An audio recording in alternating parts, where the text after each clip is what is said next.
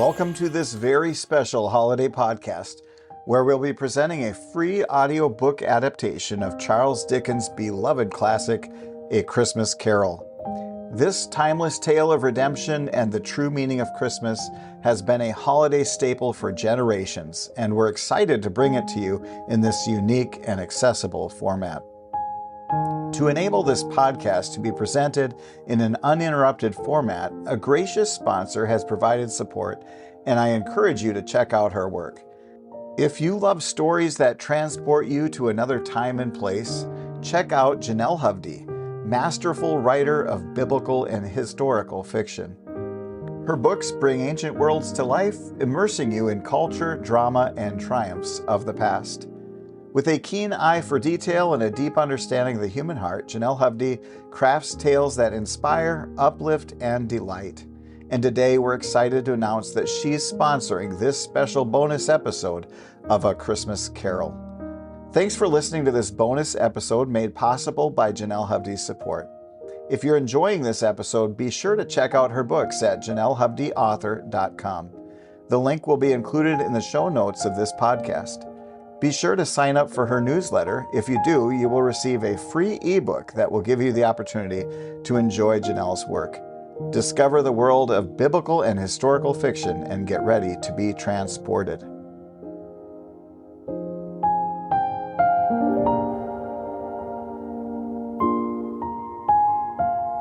Over the course of this podcast, you'll be transported to Victorian England, where you'll meet Ebenezer Scrooge, a miserly old man who has lost touch with the joys of Christmas. But with the help of three spirits, the ghosts of Christmas past, present, and future, Scrooge will embark on a journey of self-discovery and redemption that will leave you in the holiday spirit. Whether you're a longtime fan of the book or new to the story, we're confident that you'll be captivated by the magic and wonder of this holiday classic. So grab a cup of hot cocoa, settle in by the fire, and get ready to be transported to a world of holiday cheer and festive fun. It's the perfect way to celebrate the holiday season, and we're honored to be part of your holiday traditions. Without further ado, let's begin our journey with Ebenezer Scrooge and the Spirits of Christmas. Happy listening and happy holidays.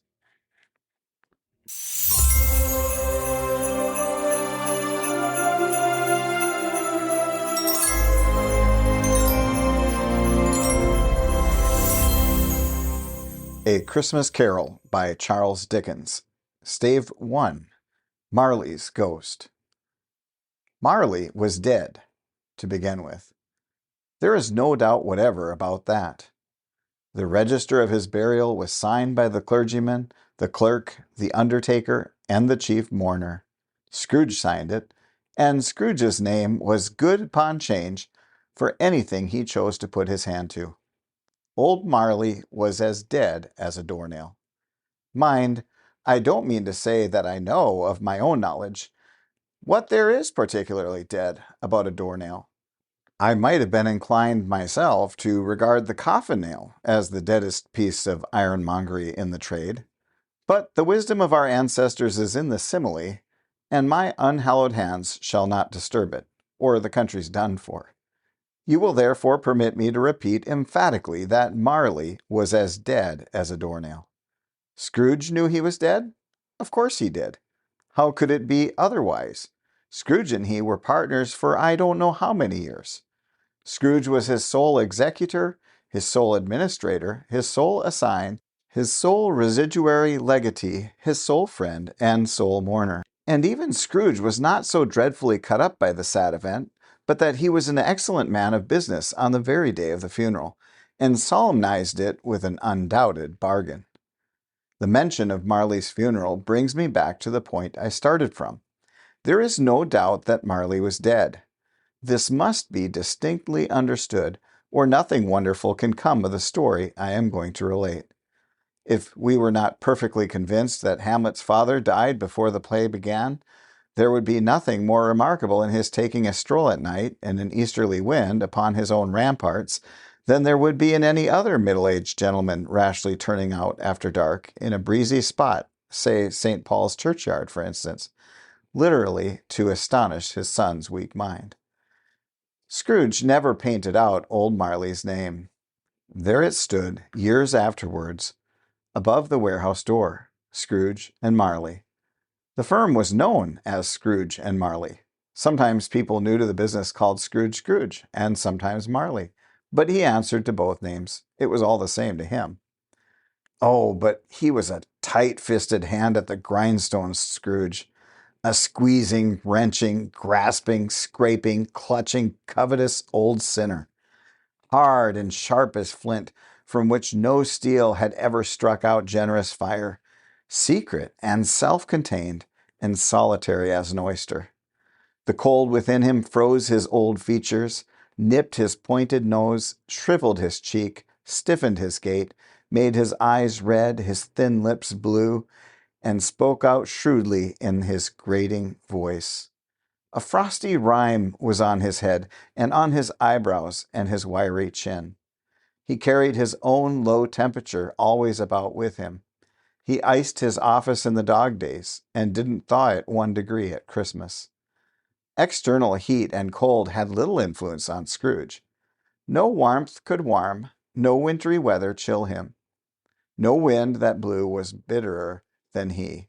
No falling snow was more intent upon its purpose, no pelting rain less open to entreaty. Foul weather didn't know where to have him. The heaviest rain and snow and hail and sleet could boast of the advantage over him in only one respect.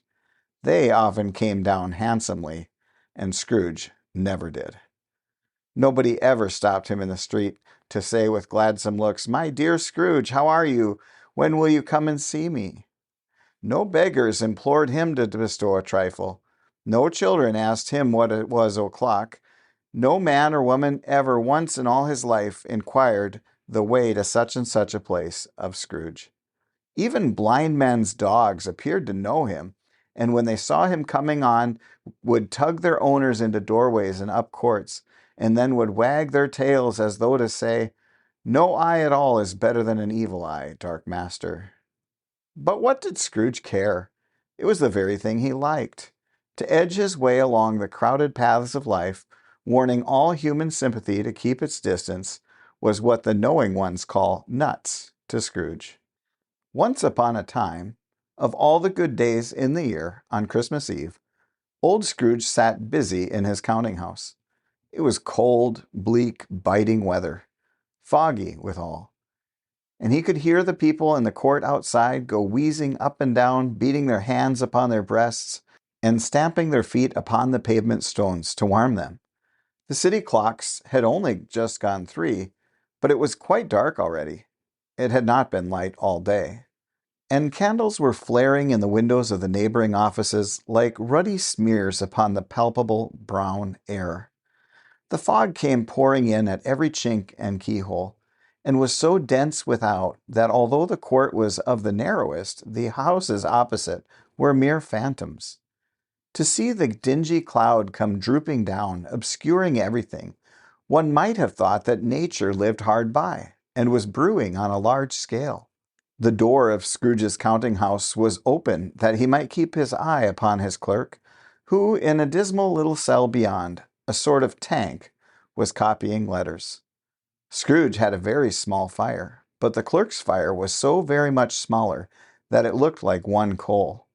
But he couldn't replenish it, for Scrooge kept the coal box in his own room, and so surely as the clerk came in with the shovel, the master predicted that it would be necessary for them to part.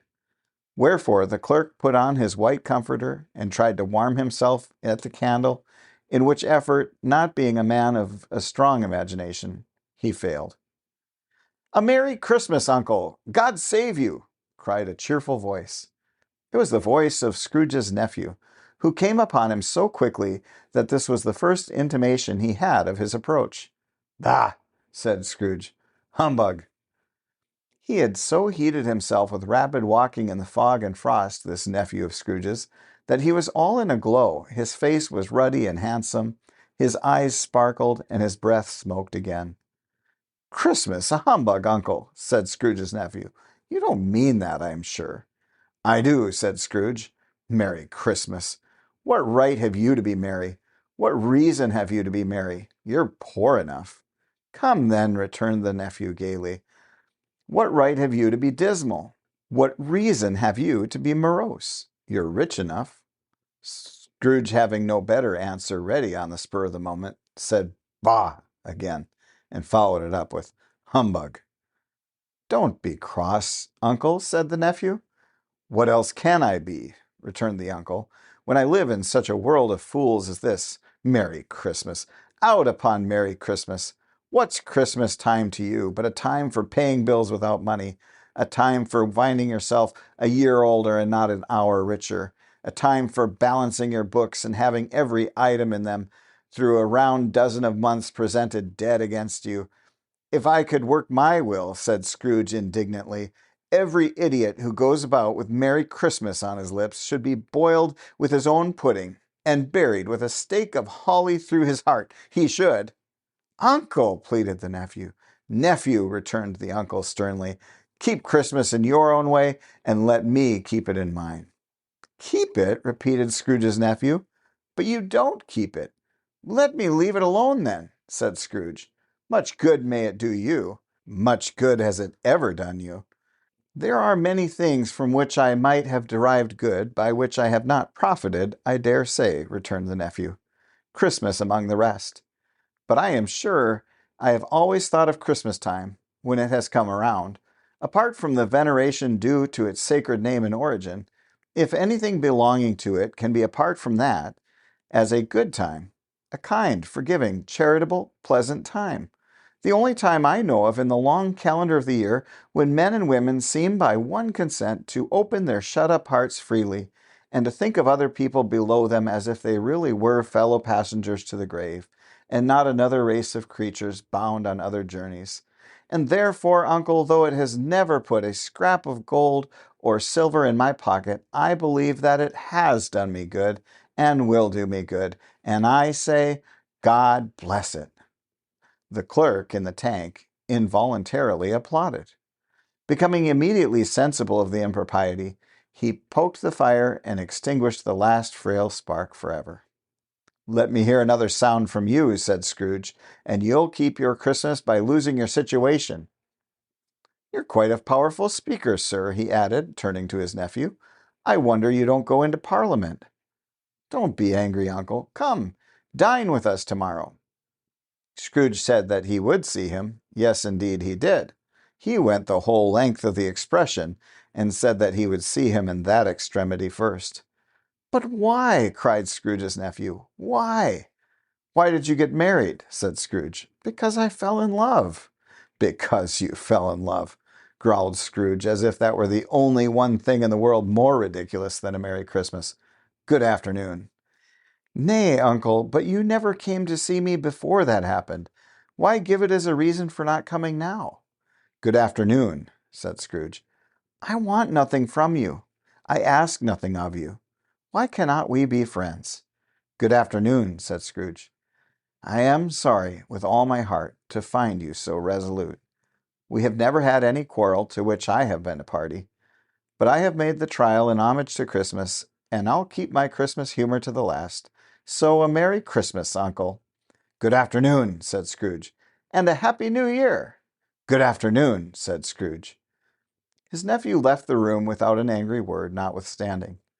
He stopped at the outer door to bestow the greetings of the season on the clerk, who, cold as he was warmer than Scrooge, for he returned them cordially. "There's another fellow," muttered Scrooge, who overheard him. "My clerk, with 15 shillings a week and a wife and family, talking about a Merry Christmas. I'll retire to Bedlam." This lunatic, in letting Scrooge's nephew out, had let 2 other people in. They were portly gentlemen, pleasant to behold, and now stood with their hats off in Scrooge's office. They had books and papers in their hands, and bowed to him. "Scrooge and Marley's, I believe," said one of the gentlemen, referring to his list. "Have I the pleasure of addressing Mr. Scrooge or Mr. Marley?" "Mr. Marley has been dead these 7 years," Scrooge replied. "He died 7 years ago this very night." "We have no doubt his liberality is well represented by his surviving partner," said the gentleman, presenting his credentials. It certainly was, for they had been 2 kindred spirits. At the ominous word liberality, Scrooge frowned and shook his head and handed the credentials back. "At this festive season of the year, Mr. Scrooge," said the gentleman, taking up a pen, "it is more than usually desirable that we should make some slight provision for the poor and destitute, who suffer greatly at the present time. Many thousands are in want of common necessities. Hundreds of thousands are in want of common comforts, sir." "Are there no prisons?" asked Scrooge. "Plenty of prisons," said the gentleman, laying the pen down again. "And the Union workhouses?" demanded Scrooge. "Are they still in operation?" "They are, still," returned the gentleman. "I wish I could say they were not." "The treadmill and the poor law are in full vigor, then?" said Scrooge. "Both very busy, sir." "Oh! I was afraid, from what you said at first, that something had occurred to stop them in their useful course," said Scrooge. "I'm very glad to hear it." "Under the impression that they scarcely furnish Christian cheer of mind or body to the multitude," returned the gentleman, "a few of us are endeavoring to raise a fund to buy the poor some meat and drink and means of warmth.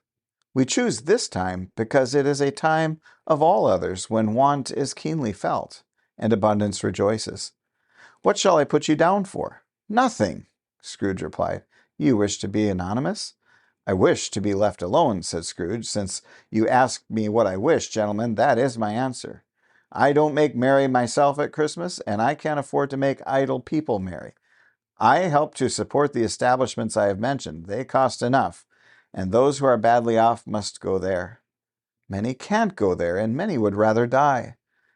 "If they would rather die," said Scrooge, "they had better do it, and decrease the surplus population. Besides, excuse me, I don't know that." "But you might know it," observed the gentleman. "It's not my business," Scrooge returned. "It's enough for a man to understand his own business, and not to interfere with other people's. Mine occupies me constantly. Good afternoon, gentlemen." Seeing clearly that it would be useless to pursue their point, the gentleman withdrew. Scrooge resumed his labors with an improved opinion of himself, and in a more facetious temper than was usual with him. Meanwhile, the fog and darkness thickened so that people ran about with flaring links, proffering their services to go before horses and carriages, and conduct them on their way. The ancient tower of a church, whose gruff old bell was always peeping slyly down at Scrooge out of a Gothic window in the wall, became invisible, and struck the hours and quarters in the clouds, with tremulous vibrations afterwards, as if its teeth were chattering in its frozen head up there. The cold became intense. In the main street, at the corner of the court, some laborers were repairing the gas pipes, and had lighted a great fire in a brazier, round which a party of ragged men and boys were gathered, warming their hands and winking their eyes before the blaze in rapture. The water plug being left in solitude, its overflowing suddenly congealed, and turned into misanthropic ice. The brightness of the shops, where holly sprigs and berries crackled in the lamp heat of the windows, made pale faces ruddy as they passed. Poulterers' and grocers' trades became a splendid joke, a glorious pageant, with which it was next to impossible to believe that such dull principles as bargain and sale had anything to do with it. The Lord Mayor, in the stronghold of the mighty Mansion House, gave orders to his 50 cooks and butlers to keep Christmas as a Lord Mayor's household should, and even the little tailor, whom he had fined 5 shillings on the previous Monday for being drunk and bloodthirsty in the streets, stirred up tomorrow's pudding in his garret, while his lean wife and the baby sallied out to buy the beef. Foggier yet, and colder, piercing, searching, biting cold. If the good Saint Dunstan had but nipped the evil spirit's nose with a touch of such weather as that, instead of using his familiar weapons, then indeed he would have roared to lusty purpose. The owner of one scant young nose, gnawed and mumbled by the hungry cold as bones are gnawed by dogs, stooped down at Scrooge's keyhole to regale him with a Christmas carol. But at the first sound of "God bless you, merry gentlemen, may nothing you dismay," Scrooge seized the ruler with such energy of action that the singer fled in terror, leaving the keyhole to the fog and even more congenial frost. At length, the hour of shutting up the counting-house arrived. With an ill will, Scrooge dismounted from his stool and tacitly admitted the fact to the expectant clerk in the tank, who instantly snuffed his candle out and put on his hat. "You'll want all day tomorrow, I suppose," said Scrooge. "If quite convenient, sir." "It's not convenient," said Scrooge, "and it's not fair. If I was to stop half a crown for it, you'd think yourself ill-used, I'll be bound." The clerk smiled faintly. "And yet," said Scrooge, "you don't think of me ill-used when I pay a day's wages for no work." The clerk observed that it was only once a year. "A poor excuse for picking a man's pocket every 25th of December," said Scrooge, buttoning his greatcoat to the chin. "But I suppose you must have the whole day. Be here all the earlier the next morning." The clerk promised that he would, and Scrooge walked out with a growl. The office was closed in a twinkling, and the clerk, with the long ends of his white comforter dangling below his waist, for he boasted no greatcoat, went down a slide on Cornhill at the end of a lane of boys 20 times in honor of it being Christmas Eve, and then ran home to Camden Town as hard as he could pelt to play at blindman's buff. Scrooge took his melancholy dinner in his usual melancholy tavern, and having read all the newspapers and beguiled the rest of the evening with his banker's book, went home to bed. He lived in chambers which had once belonged to his deceased partner. They were a gloomy suite of rooms, in a lowering pile of building up a yard, where it had so little business to be that one could scarcely help fancying it must have run there when it was a young house, playing at hide-and-seek with other houses, and forgotten the way out again. It was old enough now and dreary enough, for nobody lived in it but Scrooge, the other rooms being all let out as offices. The yard was so dark that even Scrooge, who knew its every stone, was fain to grope with his hands. The fog and frost so hung about the black old gateway of the house that it seemed as if the genius of the weather sat in mournful meditation on the threshold. Now it is a fact that there was nothing at all particular about the knocker on the door, except that it was very large. It is also a fact that Scrooge had seen it, night and morning, during his whole residence in that place. Also that Scrooge had as little of what is called fancy about him as any man in the city of London, even including, which is a bold word, the corporation, alderman, and livery. Let it also be borne in mind that Scrooge had not bestowed one thought on Marley since his last mention of his 7 years dead partner that afternoon.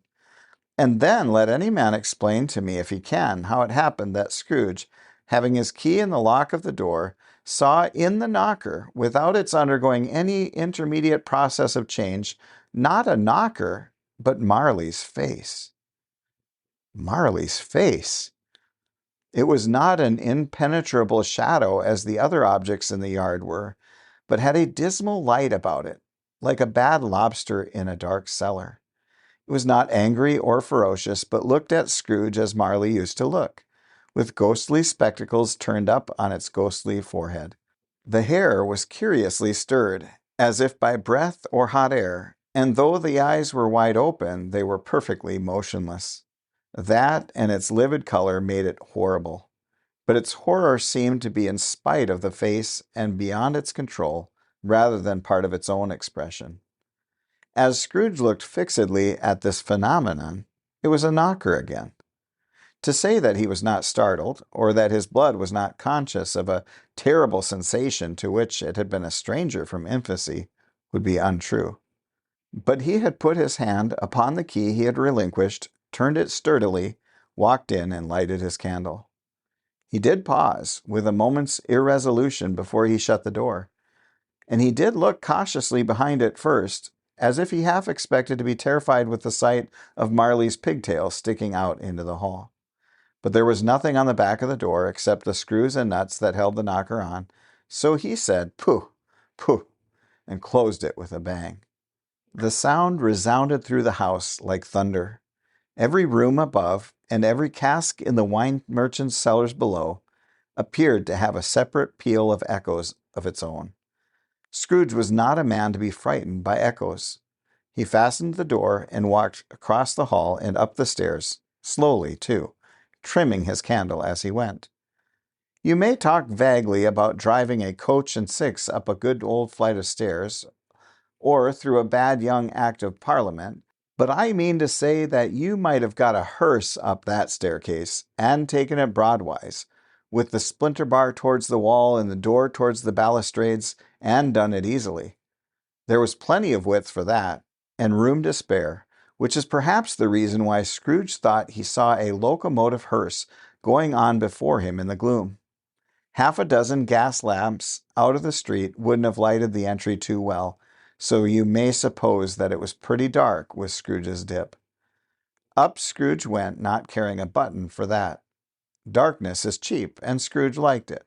But before he shut his heavy door, he walked through his rooms to see that all was right. He had just enough recollection of the face to desire to do that.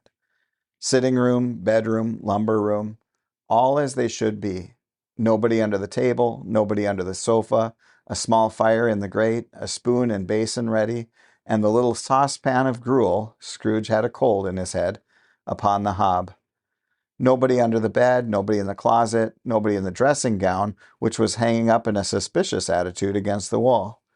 Lumber room as usual, old fire guard, old shoes, 2 fish baskets, washing stand on 3 legs, and a poker. Quite satisfied, he closed his door and locked himself in, double locked himself in, which was not his custom. Thus secured against surprise, he took off his cravat, put on his dressing gown and slippers, and his nightcap, and sat down before the fire to take his gruel. It was a very low fire indeed, nothing on such a bitter night. He was obliged to sit close to it and brood over it before he could extract the least sensation of warmth from such a handful of fuel. The fireplace was an old one, built by some Dutch merchant long ago, and paved all round with quaint Dutch tiles designed to illustrate the Scriptures. There were Cains and Abels, Pharaoh's daughters, queens of Sheba, angelic messengers descending through the air on clouds like feather beds, Abraham's, Belshazzar's, apostles putting off to sea in butter boats, hundreds of figures to attract his thoughts, and yet that face of Marley, 7 years dead, came like the ancient prophet's rod and swallowed up the whole. If each smooth tile had been blank at first, with power to shape some picture on its surface from the disjointed fragments of his thoughts, there would have been a copy of old Marley's head on every one. "Humbug," said Scrooge, and walked across the room. After several turns, he sat down again. As he threw his head back in the chair, his glance happened to rest upon a bell, a disused bell that hung in the room, and communicated for some purpose now forgotten with a chamber in the highest story of the building. It was with great astonishment and with a strange, inexplicable dread that as he looked he saw this bell begin to swing.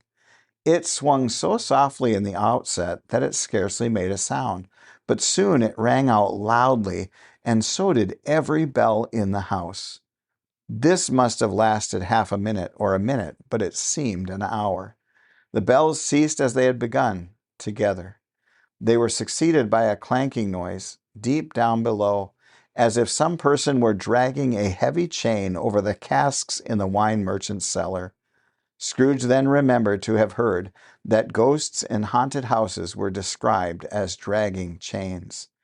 The cellar door flew open with a booming sound, and then he heard the noise much louder on the floors below, then coming up the stairs, then coming straight towards his door. "It's humbug still," said Scrooge. "I won't believe it." His color changed, though, when, without a pause, it came on through the heavy door and passed into the room before his eyes.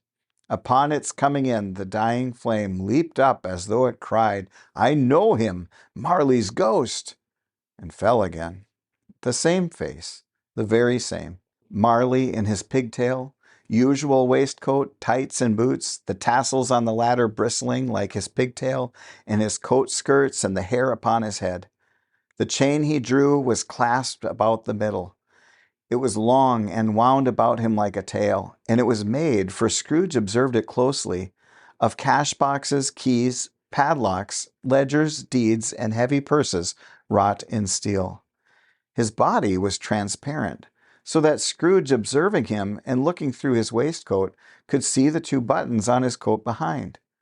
Scrooge had often heard it said that Marley had no bowels, but he had never believed it until now.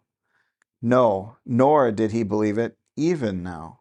Though he looked the phantom through and through and saw it standing before him, though he felt the chilling influence of its death-cold eyes, and marked the very texture of the folded kerchief bound about its head and chin, which wrapper he had not observed before, he was still incredulous, and fought against his senses. "How now?" said Scrooge, caustic and cold as ever. "What do you want with me?"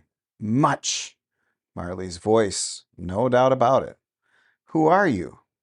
"Ask me who I was." "Who were you, then?" said Scrooge, raising his voice. "You're particular, for a shade." He was going to say to a shade, but substituted this as more appropriate. "In life, I was your partner, Jacob Marley." Can you sit down?" asked Scrooge, looking doubtfully at him. "I can." "Do it, then." Scrooge asked the question because he didn't know whether a ghost so transparent might find himself in a condition to take a chair, and felt that in the event of its being impossible, it might involve the necessity of an embarrassing explanation. But the ghost sat down on the opposite side of the fireplace, as if he were quite used to it. "You don't believe in me," observed the ghost. "I don't," said Scrooge. "What evidence would you have of my reality beyond that of your senses?" "I don't know," said Scrooge. "Why do you doubt your senses?" "Because," said Scrooge, "it's a little thing that affects them. A slight disorder of the stomach makes them cheats. You may be an undigested bit of beef, a blot of mustard, a crumb of cheese, a fragment of an underdone potato. There's more of gravy than of grave about you, whatever you are." Scrooge was not much in the habit of cracking jokes, nor did he feel in his heart by any means waggish then. The truth is that he tried to be smart as a means of distracting his own attention and keeping down his terror, for the spectre's voice disturbed the very marrow in his bones. To sit staring at those fixed, glazed eyes in silence for a moment would play, Scrooge felt, the very deuce with him. There was something very awful, too, in the spectre's being provided with an infernal atmosphere of its own. Scrooge could not feel it himself, but this was clearly the case, for though the ghost sat perfectly motionless, its hair and skirts and tassels were still agitated as by the hot vapor from an oven. "You see this toothpick?" said Scrooge, returning quickly from the charge, for the reason just assigned, and wishing, though it were only for a second, to divert the vision's stony gaze from himself. "I do," replied the ghost. "You are not looking at it," said Scrooge. "But I see it," said the ghost, notwithstanding. "Well," returned Scrooge, "I have but to swallow this, and be for the rest of my days persecuted by a legion of goblins, all of my own creation. Humbug, I tell you, humbug." At this the spirit raised a frightful cry, and shook its chain with such a dismal and appalling noise that Scrooge held on tight to his chair to save himself from falling in a swoon. But how much greater was his horror when the phantom, taking off the bandage round its head, as if it were too warm to wear indoors, its lower jaw dropped down upon its breast. Scrooge fell upon his knees and clasped his hands before his face. "Mercy," he said, "dreadful apparition, why do you trouble me?" "Man of this worldly mind," replied the ghost, "do you believe in me or not?" "I do," said Scrooge. "I must." "But why do spirits walk the earth, and why do they come to me?" "It is required of every man," the ghost returned, "that the spirit within him should walk abroad among his fellow man, and travel far and wide. And if that spirit goes not forth in life, it is condemned to do so after death. It is doomed to wander through the world. Oh, woe is me! And witness what it cannot share, but might have shared on earth, and turn to happiness." Again the spectre raised a cry, and shook its chain and wrung its shadowy hands. "You are fettered," said Scrooge, trembling. "Tell me why." "I wear the chain I forged in life," replied the ghost. "I made it link by link and yard by yard. I girded it on of my own free will, and of my own free will I wore it." "Is its pattern strange to you?" Scrooge trembled more and more. "Or would you know," pursued the ghost, "the weight and length of the strong coil you bear yourself? It was full as heavy and as long as this 7 Christmas Eves ago. You have labored on it since. It is a ponderous chain. Scrooge glanced about him on the floor in the expectation of finding himself surrounded by some 50 or 60 fathoms of iron cable, but he could see nothing. "Jacob," he said imploringly, "old Jacob Marley, tell me more. Speak comfort to me, Jacob." "I have none to give," the ghost replied. "It comes from other regions, Ebenezer Scrooge, and is conveyed by other ministers to other kinds of men. Nor can I tell you what I would. A very little more is all permitted to me. I cannot rest, I cannot stay, I cannot linger anywhere. My spirit never walked beyond our counting house. Mark me, in life my spirit never roved beyond the narrow limits of our money-changing hole, and weary journeys lie before me." It was a habit with Scrooge, whenever he became thoughtful, to put his hands in his breeches pockets. Pondering on what the ghost had said, he did so now, but without lifting up his eyes or getting off his knees. "You must have been very slow about it, Jacob," Scrooge observed in a businesslike manner, though with humility and deference. "Slow?" the ghost repeated. 7 years dead," mused Scrooge, "and traveling all the time?" "The whole time," said the ghost. "No rest, no peace. Incessant torture of remorse." "You travel fast?" said Scrooge. "On the wings of the wind," replied the ghost. "You might have got over a great quantity of ground in 7 years," said Scrooge. The ghost, on hearing this, set up another cry, and clanked its chains so hideously in the dead silence of the night that the ward would have been justified in indicting it for a nuisance.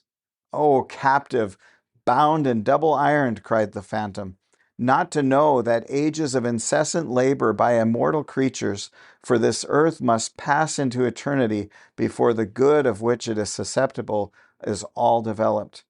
Not to know that any Christian spirit working kindly in its little sphere, whatever it might be, will find its mortal life too short for its vast means of usefulness. Not to know that no space of regret can make amends for one's life opportunities misused. Yet such was I. Oh, such was I." "But you were always a good man of business, Jacob," faltered Scrooge, who now began to apply this to himself. "Business!" cried the ghost, wringing its hands again. "Mankind was my business. The common welfare was my business. Charity, mercy, forbearance, and benevolence were all my business. The dealings of my trade were but a drop of water in the comprehensive ocean of my business." It held up its chain at arm's length as if it were the cause of all its unavailing grief, and flung it heavily upon the ground again. "At this time of the rolling year," the spectre said, "I suffer most. Why did I walk through crowds of fellow beings with my eyes turned down, and never raise them to that blessed star which led the wise men to a poor abode? Were there no poor homes to which its light would have conducted me?" Scrooge was very much dismayed to hear the spectre going on at this rate, and began to quake exceedingly. "Hear me," said the ghost. "My time is nearly gone." "I will," said Scrooge, "but don't be hard upon me. Don't be flowery, Jacob, pray." "How it is that I appear before you in a shape that you can see, I may not tell. I have sat invisible beside you many and many a day." It was not an agreeable idea. Scrooge shivered and wiped the perspiration from his brow. "That is no light part of my penance," pursued the ghost. "I am here tonight to warn you that you have yet a chance and hope of escaping my fate. A chance and hope of my procuring Ebenezer." "You were always a good friend to me," said Scrooge. "Thank ye." "You will be haunted," resumed the ghost, "by 3 spirits." Scrooge's countenance fell almost as low as the ghost had done. "Is that the chance and hope you mentioned, Jacob?" he demanded in a faltering voice. "It is." I think I'd rather not," said Scrooge. "Without their visits," said the ghost, "you cannot hope to shun the path I tread. Expect the first one tomorrow, when the bell tolls 1. "Couldn't I take 'em all at once and have it over, Jacob?" hinted Scrooge. "Expect the second on the next night at the same hour. The third upon the next night, when the last stroke of 12 has ceased to vibrate. Look to see me no more, and look that for your own sake you remember what has passed between us." When it had said these words, the spectre took its wrapper from the table, and bound it round its head as before. Scrooge knew this by the smart sound its teeth made when the jaws were brought together by the bandage. He ventured to raise his eyes again and found his supernatural visitor confronting him in an erect attitude, with its chain wound over and about its arm. The apparition walked backward from him, and at every step it took, the window raised itself a little, so that when the spectre reached it, it was wide open. It beckoned Scrooge to approach, which he did. When they were within 2 paces of each other, Marley's ghost held up its hand, warning him to come no nearer. Scrooge stopped, not so much in obedience as in surprise and fear, for on the raising of the hand he became sensible of confused noises in the air, incoherent sounds of lamentation and regret, wailings inexpressibly sorrowful and self-accusatory. The spectre, after listening for a moment, joined in the mournful dirge, and floated out upon the bleak, dark night. Scrooge followed to the window, desperate in his curiosity. He looked out. The air was filled with phantoms, wandering hither and thither in restless haste, and moaning as they went. Every one of them wore chains like Marley's ghost. Some few, they might be guilty governments, were linked together. None were free. Many had been personally known to Scrooge in their lives. He had been quite familiar with one old ghost in a white waistcoat, with a monstrous iron safe attached to its ankle, who cried piteously at being unable to assist a wretched woman with an infant, whom it saw below upon its doorstep. The misery with them all was clearly that they sought to interfere for good in human matters, and had lost the power forever. Whether these creatures faded into mist, or mist enshrouded them, he could not tell. But they and their spirit voices faded together, and the night became as it had been when he walked home. Scrooge closed the window and examined the door by which the ghost had entered. It was double locked, as he had locked it with his own hands, and the bolts were undisturbed. He tried to say humbug, but stopped at the first syllable. And being, from the emotion he had undergone, or the fatigues of the day, or his glimpse of the invisible world, or the dull conversation of the ghost, or the lateness of the hour, much in need of repose, went straight to bed without undressing, and fell asleep upon the instant.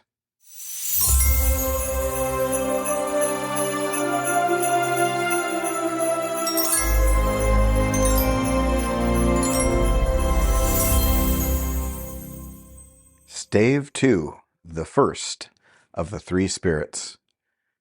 When Scrooge awoke, it was so dark that looking out of bed he could scarcely distinguish the transparent window from the opaque walls of his chamber.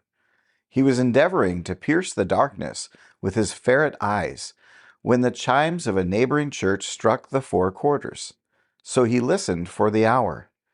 To his great astonishment, the heavy bell went on from 6 to 7, and from 7 to 8, and regularly up to 12, then stopped. 12! It was past 2 when he went to bed. The clock must be wrong. An icicle must have got into the works. 12! He touched the spring of his repeater to correct this preposterous clock. Its rapid little pulse beat 12 and stopped. "Why, it isn't possible," said Scrooge, "that I can have slept through a whole day and far into another night. It isn't possible that anything has happened to the sun, and this is 12 at noon." The idea being an alarming one, he scrambled out of bed and groped his way to the window. He was obliged to rub the frost off with the sleeve of his dressing gown before he could see anything, and could see very little then. All he could make out was that it was still very foggy and extremely cold, and that there was no noise of people running to and fro and making quite a stir, as there unquestionably would have been if night had beaten off bright day and taken possession of the world. This was a great relief, because 3 days after sight of this first of exchange pay to Mr. Ebenezer Scrooge or his order, and so forth, would have become a mere United States security if there were no days to count by. Scrooge went to bed again and thought and thought and thought it over and over and over, and could make nothing of it. The more he thought, the more perplexed he was. and the more he endeavored not to think, the more he thought. Marley's ghost bothered him exceedingly. Every time he resolved within himself, after mature inquiry, that it was all a dream, his mind flew back again, like a strong spring released, to its first position, and presented the same problem to be worked all through. Was it a dream or not? Scrooge lay in this state until the chime had gone 3/4 more, when he remembered on a sudden that the ghost had warned him of a visitation when the bell tolled 1. He resolved to lie awake until the hour was past, and, considering that he could no more go to sleep than go to heaven, this was perhaps the wisest resolution in his power. The quarter was so long that he was more than once convinced he must have sunk into a doze unconsciously and missed the clock. At length it broke upon his listening ear. "Ding dong! 1/4 past," said Scrooge, counting. "Ding dong! 1/2 past," said Scrooge. "Ding dong! 1/4 to it," said Scrooge. "Ding dong! The hour itself," said Scrooge triumphantly, "and nothing else." He spoke before the hour bell sounded, which it now did with a deep, dull, hollow melancholy. 1. Light flashed up in the room upon the instant, and the curtains of his bed were drawn. The curtains of his bed were drawn aside, I tell you, by a hand. Not the curtains at his feet, nor the curtains at his back, but those to which his face was addressed. The curtains of his bed were drawn aside, and Scrooge, starting up into a half-recumbent attitude, found himself face to face with the unearthly visitor who drew them. As close to it as I am now to you, and I am standing at the spirit at your elbow. It was a strange figure, like a child, yet not so like a child as like an old man, viewed through some supernatural medium, which gave him the appearance of having receded from the view and being diminished to a child's proportions. Its hair, which hung about its neck and down its back, was white as if with age, and yet the face had not a wrinkle in it, and the tenderest bloom was on the skin. The arms were very long and muscular, the hands the same, as if its hold were of uncommon strength. Its legs and feet, most delicately formed, were, like those upper members, bare. It wore a tunic of the purest white, and round its waist was bound a lustrous belt, the sheen of which was beautiful. It held a branch of fresh green holly in its hand, and, in singular contradiction of that wintry emblem, had its dress trimmed with summer flowers. But the strangest thing about it was that from the crown of its head there is strung a bright, clear jet of light, by which all this was visible, and which was doubtless the occasion of its using, in its duller moments, a great extinguisher for a cap, which it now held under its arm. Even this, though, when Scrooge looked at it with increasing steadiness, was not its strangest quality. For as its belt sparkled and glittered now in one part and now in another, and what was light one instant at another time was dark, so the figure itself fluctuated in its distinctness, being now a thing with one arm, now with one leg, now with 20 legs, now a pair of legs without a head, now a head without a body, of which dissolving parts no outline would be visible in the dense gloom wherein they melted away. And in the very wonder of this, it would be itself again, distinct and clear as ever. "Are you the spirit, sir, whose coming was foretold to me?" asked Scrooge. "I am." The voice was soft and gentle, singularly low, as if instead of being so close beside him, it was at a distance. "Who and what are you?" Scrooge demanded. "I am the ghost of Christmas past." "Long past?" inquired Scrooge, observant of its dwarfish stature. "No, your past." Perhaps Scrooge could not have told anybody why, if anybody could have asked him, but he had a special desire to see the spirit in his cap, and begged him to be covered. "What?" exclaimed the ghost. "Would you so soon put out with worldly hands the light I give? Is it not enough that you are one of those whose passions made this cap, and forced me through whole trains of years to wear it low upon my brow?" Scrooge reverently disclaimed all intention to offend or any knowledge of having willfully bonneted the spirit at any period of his life. He then made bold to inquire what business brought him there. "Your welfare," said the ghost. Scrooge expressed himself much obliged, but could not help thinking that a night of unbroken rest would have been more conducive to that end. The spirit must have heard him thinking, for it said immediately, "Your reclamation, then. Take heed." It put out its strong hand as it spoke, and clasped him gently by the arm. "Rise, and walk with me." It would have been in vain for Scrooge to plead that the weather and the hour were not adapted to pedestrian purposes, that bed was warm and the thermometer a long way below freezing, that he was clad but lightly in his slippers, dressing gown, and nightcap, and that he had a cold upon him at the time. The grasp, though gentle as a woman's hand, was not to be resisted. He rose, but finding that the spirit made towards the window, clasped his robe in supplication. "I am a mortal," Scrooge remonstrated, "and liable to fall." "Bear but a touch of my hand there," said the spirit, laying it upon his heart, "and you shall be upheld in more than this." As the words were spoken, they passed through the wall and stood upon an open country road with fields on either hand. The city had entirely vanished. Not a vestige of it was to be seen. The darkness and the mist had vanished with it, for it was a clear, cold winter day, with snow upon the ground. "Good heavens," said Scrooge, clasping his hands together as he looked about him.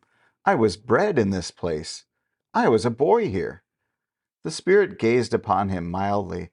Its gentle touch, though it had been light and instantaneous, appeared still present to the old man's sense of feeling. He was conscious of 1,000 odors floating in the air, each one connected with 1,000 thoughts and hopes and joys and cares long, long forgotten. "Your lip is trembling," said the ghost. "And what is that upon your cheek?" Scrooge muttered with an unusual catching in his voice that it was a pimple, and begged the ghost to lead him where he would. "You recollect the way?" inquired the spirit. "Remember it!" cried Scrooge with fervor. "I could walk it blindfold." "Strange to have forgotten it for so many years," observed the ghost. "Let us go on."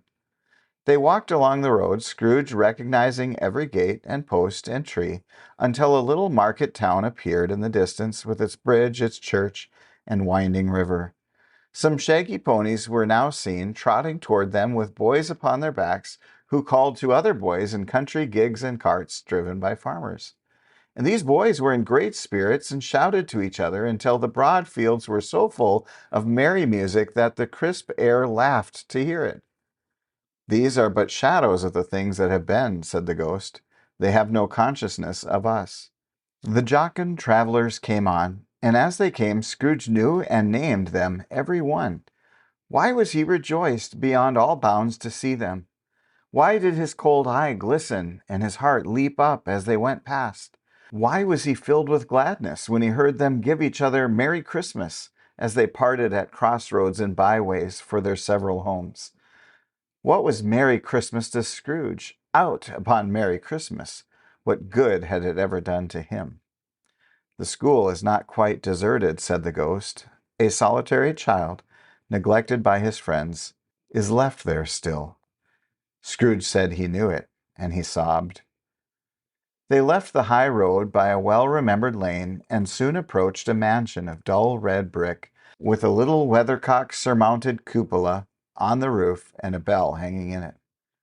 It was a large house, but one of broken fortunes, for the spacious offices were little used, their walls were damp and mossy, their windows broken, and their gates decayed. Fowls clucked and strutted in the stables, and the coach-houses and sheds were overrun with grass. Nor was it more retentive of its ancient state within, for entering the dreary hall, and glancing through the open doors of many rooms, they found them poorly furnished, cold, and vast.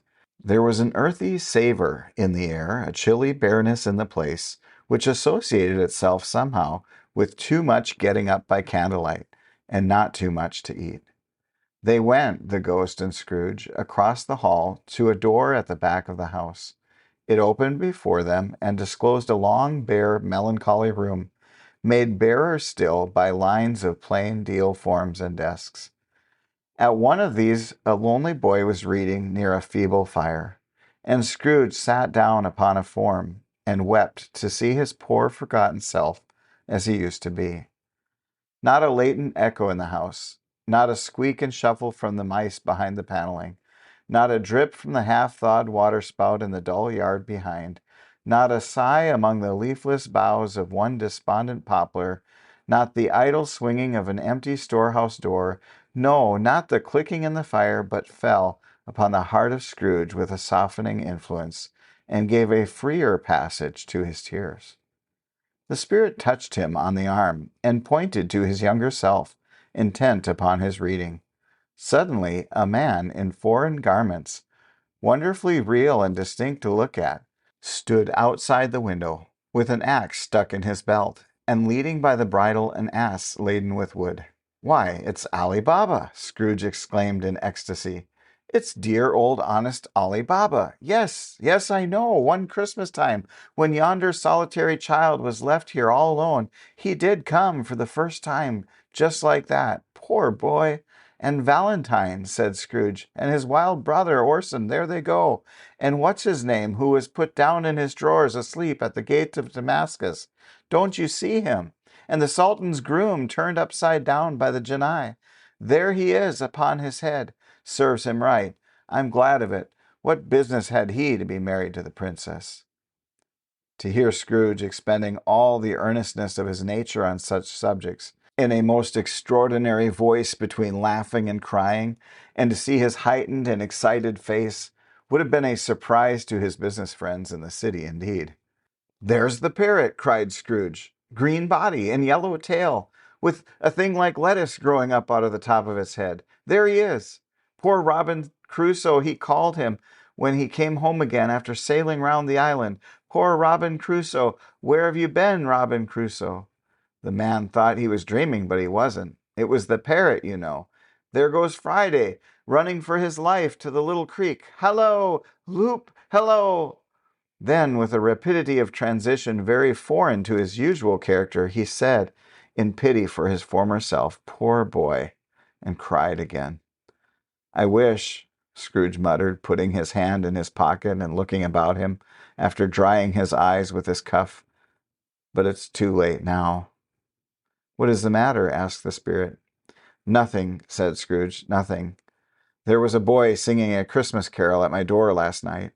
I should like to have given him something, that's all." The ghost smiled thoughtfully and waved its hand, saying as it did so, "Let us see another Christmas."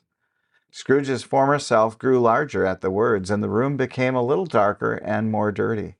The panels shrunk, the windows cracked, fragments of plaster fell out of the ceiling, and the naked laths were shown instead. But how all this was brought about, Scrooge knew no more than you do. He only knew that it was quite correct, that everything had happened so, that there he was alone again, when all the other boys had gone home for the jolly holidays. He was not reading now, but walking up and down despairingly.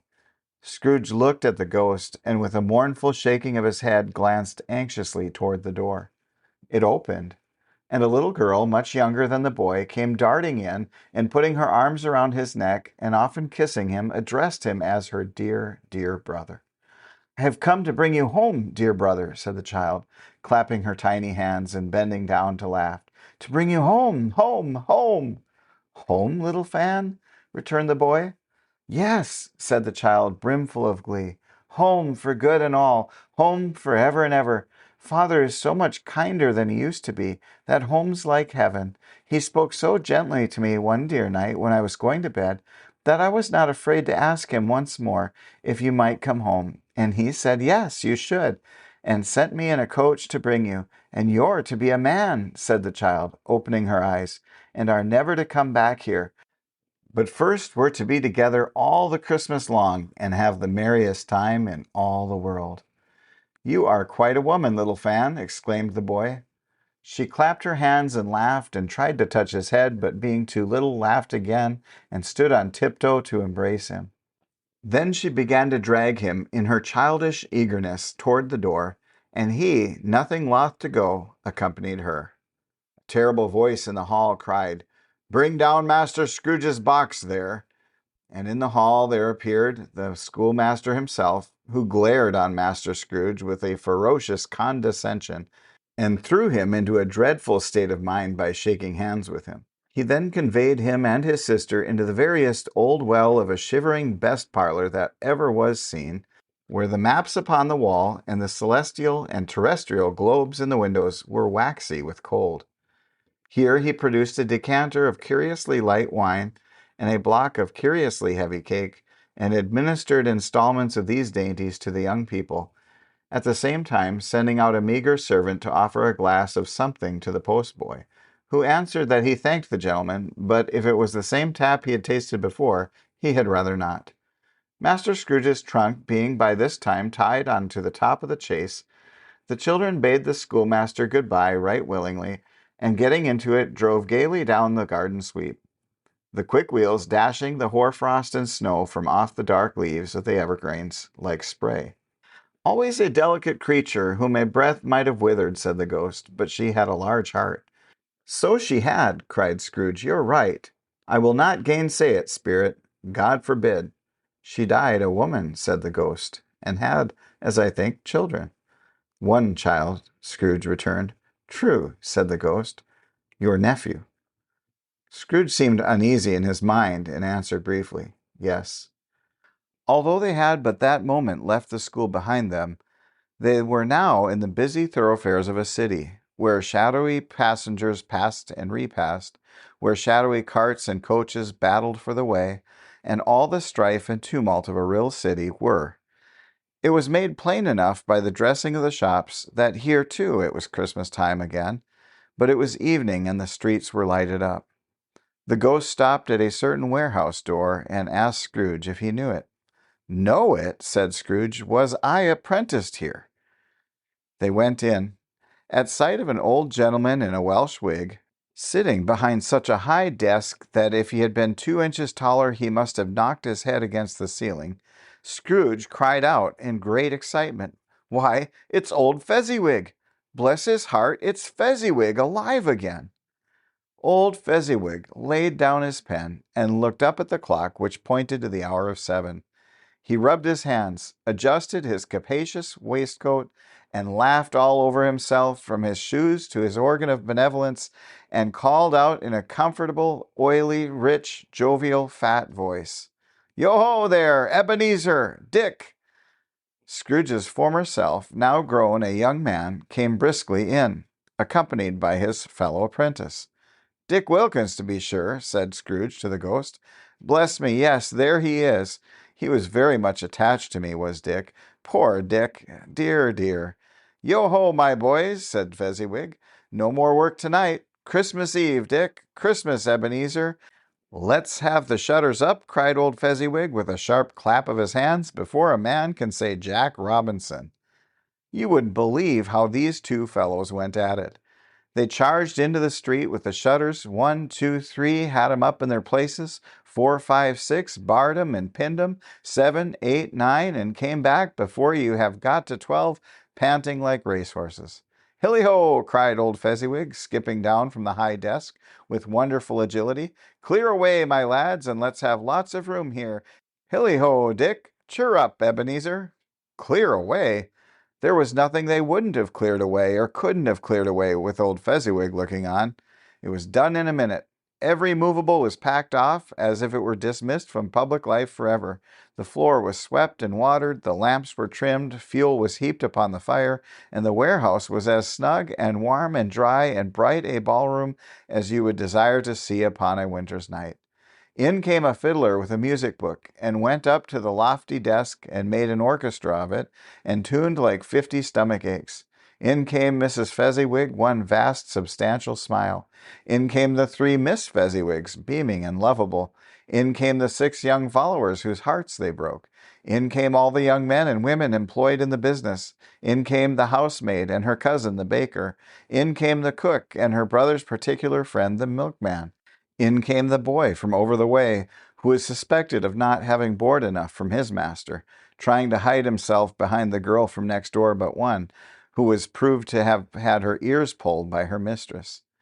In they all came, one after another, some shyly, some boldly, some gracefully, some awkwardly, some pushing, some pulling. In they all came, anyhow and everyhow. Away they all went, 20 couple at once, hands half round and back again the other way, down the middle and up again, round and round in various stages of affectionate grouping. Old top couple always turning up in the wrong place, new top couples starting off again as soon as they got there, all top couples at last, and not a bottom one to help them. When this result was brought about, old Fezziwig, clapping his hands to stop the dance, cried out, "Well done!"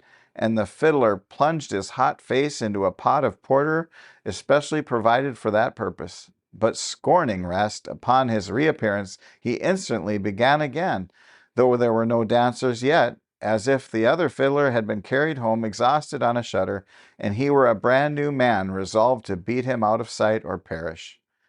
There were more dances, and there were forfeits, and more dances, and there was cake, and there was negus, and there was a great piece of cold roast, and there was a great piece of cold boiled, and there were mince pies, and plenty of beer. But the great effect of the evening came after the roast and the boiled, when the fiddler, an artful dog, mind, that sort of man who knew his business better than you or I could have told it to him, struck up Sir Roger de Coverley.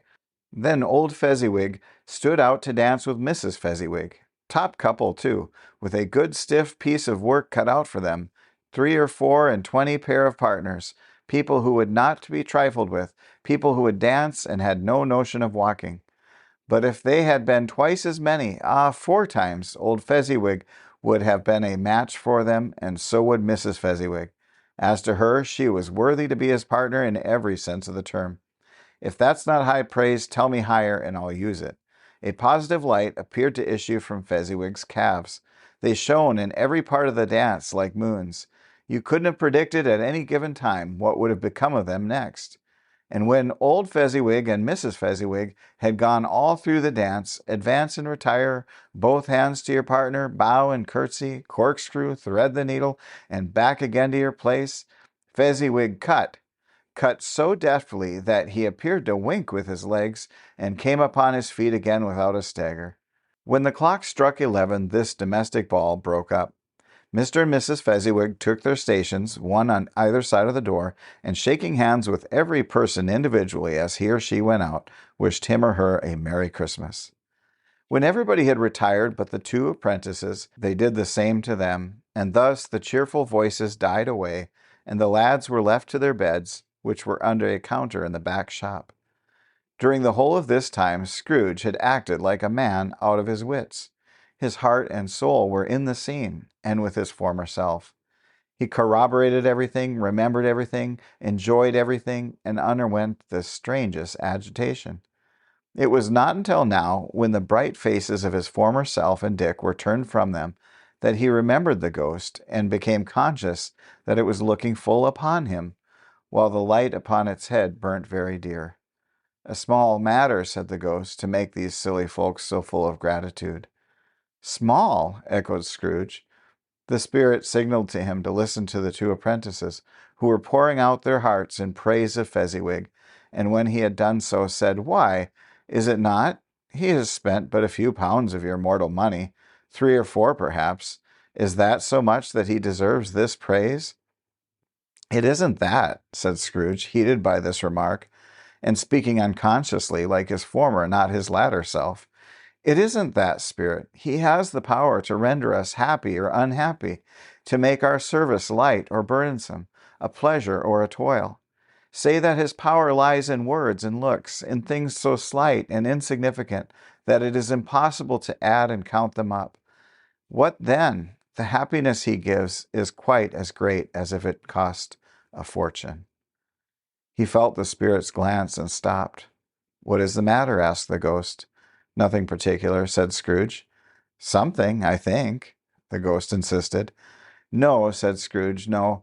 I should like to be able to say a word or 2 to my clerk just now, that's all." His former self turned down the lamps as he gave utterance to the wish, and Scrooge and the ghost again stood side by side in the open air. "My time grows short," observed the spirit. "Quick." This was not addressed to Scrooge or to anyone whom he could see, but it produced an immediate effect. For again Scrooge saw himself. He was older now, a man in the prime of his life. His face had not the harsh and rigid lines of later years, but it had begun to wear the signs of care and avarice. There was an eager, greedy, restless motion in the eye, which showed the passion that had taken root, and where the shadow of the growing tree would fall. He was not alone, but sat by the side of a fair young girl in a mourning dress, in whose eyes there were tears, which sparkled in the light that shone out of the ghost of Christmas past. "It matters little," she said softly, "to you, very little. Another idol has displaced me, and if it can cheer and comfort you in time to come, as I would have tried to do, I have no just cause to grieve." "What idol has displaced you?" he rejoined. "A golden one." "This is the even-handed dealing of the world," he said. "There is nothing on which it is so hard as poverty, and there is nothing it professes to condemn with such severity as the pursuit of wealth." "You fear the world too much," she answered gently. "All your other hopes have merged into the hope of being beyond the chance of its sordid reproach. I have seen your nobler aspirations fall off one by one until the master passion, gain, engrosses you. Have I not?" "What then?" he retorted. "Even if I have grown so much wiser, what then? I am not changed toward you." She shook her head. "Am I?" "Our contract is an old one. It was made when we were both poor and content to be so, until in good season we could improve our worldly fortune by our patient industry. You are changed. When it was made, you were another man." "I was a boy," he said impatiently. "Your own feeling tells you that you were not what you are," she returned. "I am. That which promised happiness when we were one in heart is fraught with misery now that we are two. How often and how keenly I have thought of this, I will not say. It is enough that I have thought of it and can release you. Have I ever sought release? In words? No, never. In what then? In a changed nature, in an altered spirit, in another atmosphere of life, another hope as its great end, in everything that made my love of any worth or value in your sight. If this had never been between us," said the girl, looking mildly but with steadiness upon him, "tell me, would you seek me out and try to win me now?" "Ah, no." He seemed to yield to the justice of this supposition in spite of himself, but he said with a struggle, "You think not?" "I would gladly think otherwise if I could," she answered. "Heaven knows, when I have learned a truth like this, I know how strong and irresistible it must be. But if you were free today, tomorrow, yesterday, can even I believe that you would choose a dowerless girl? You, who in your very confidence with her weigh everything by gain, or choosing her, if for a moment you were false enough to your one guiding principle to do so, do I not know that your repentance and regret would surely follow? I do, and I release you with a full heart and the love of him you once were." He was about to speak, but with her head turned from him, she resumed, "You may, the memory of what is past half makes me hope you will, have pain in this. A very, very brief time, and you will dismiss the recollection of it gladly, as an unprofitable dream from which it happened well that you awoke. May you be happy in the life that you have chosen." She left him, and they parted. "Spirit," said Scrooge, "show me no more. Conduct me home. Why do you delight to torture me?" "One shadow more," exclaimed the ghost. "No more," cried Scrooge. "No more. I don't wish to see it. Show me no more." But the relentless ghost pinioned him in both his arms, and forced him to observe what happened next. They were in another scene and place, a room, not very large or handsome, but full of comfort.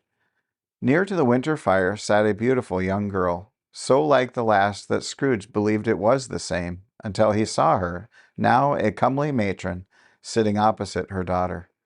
The noise in this room was perfectly tumultuous, for there were more children there than Scrooge in his agitated state of mind could count, and, unlike the celebrated herd in the poem, they were not 40 children conducting themselves like one, but every child was conducting itself like 40.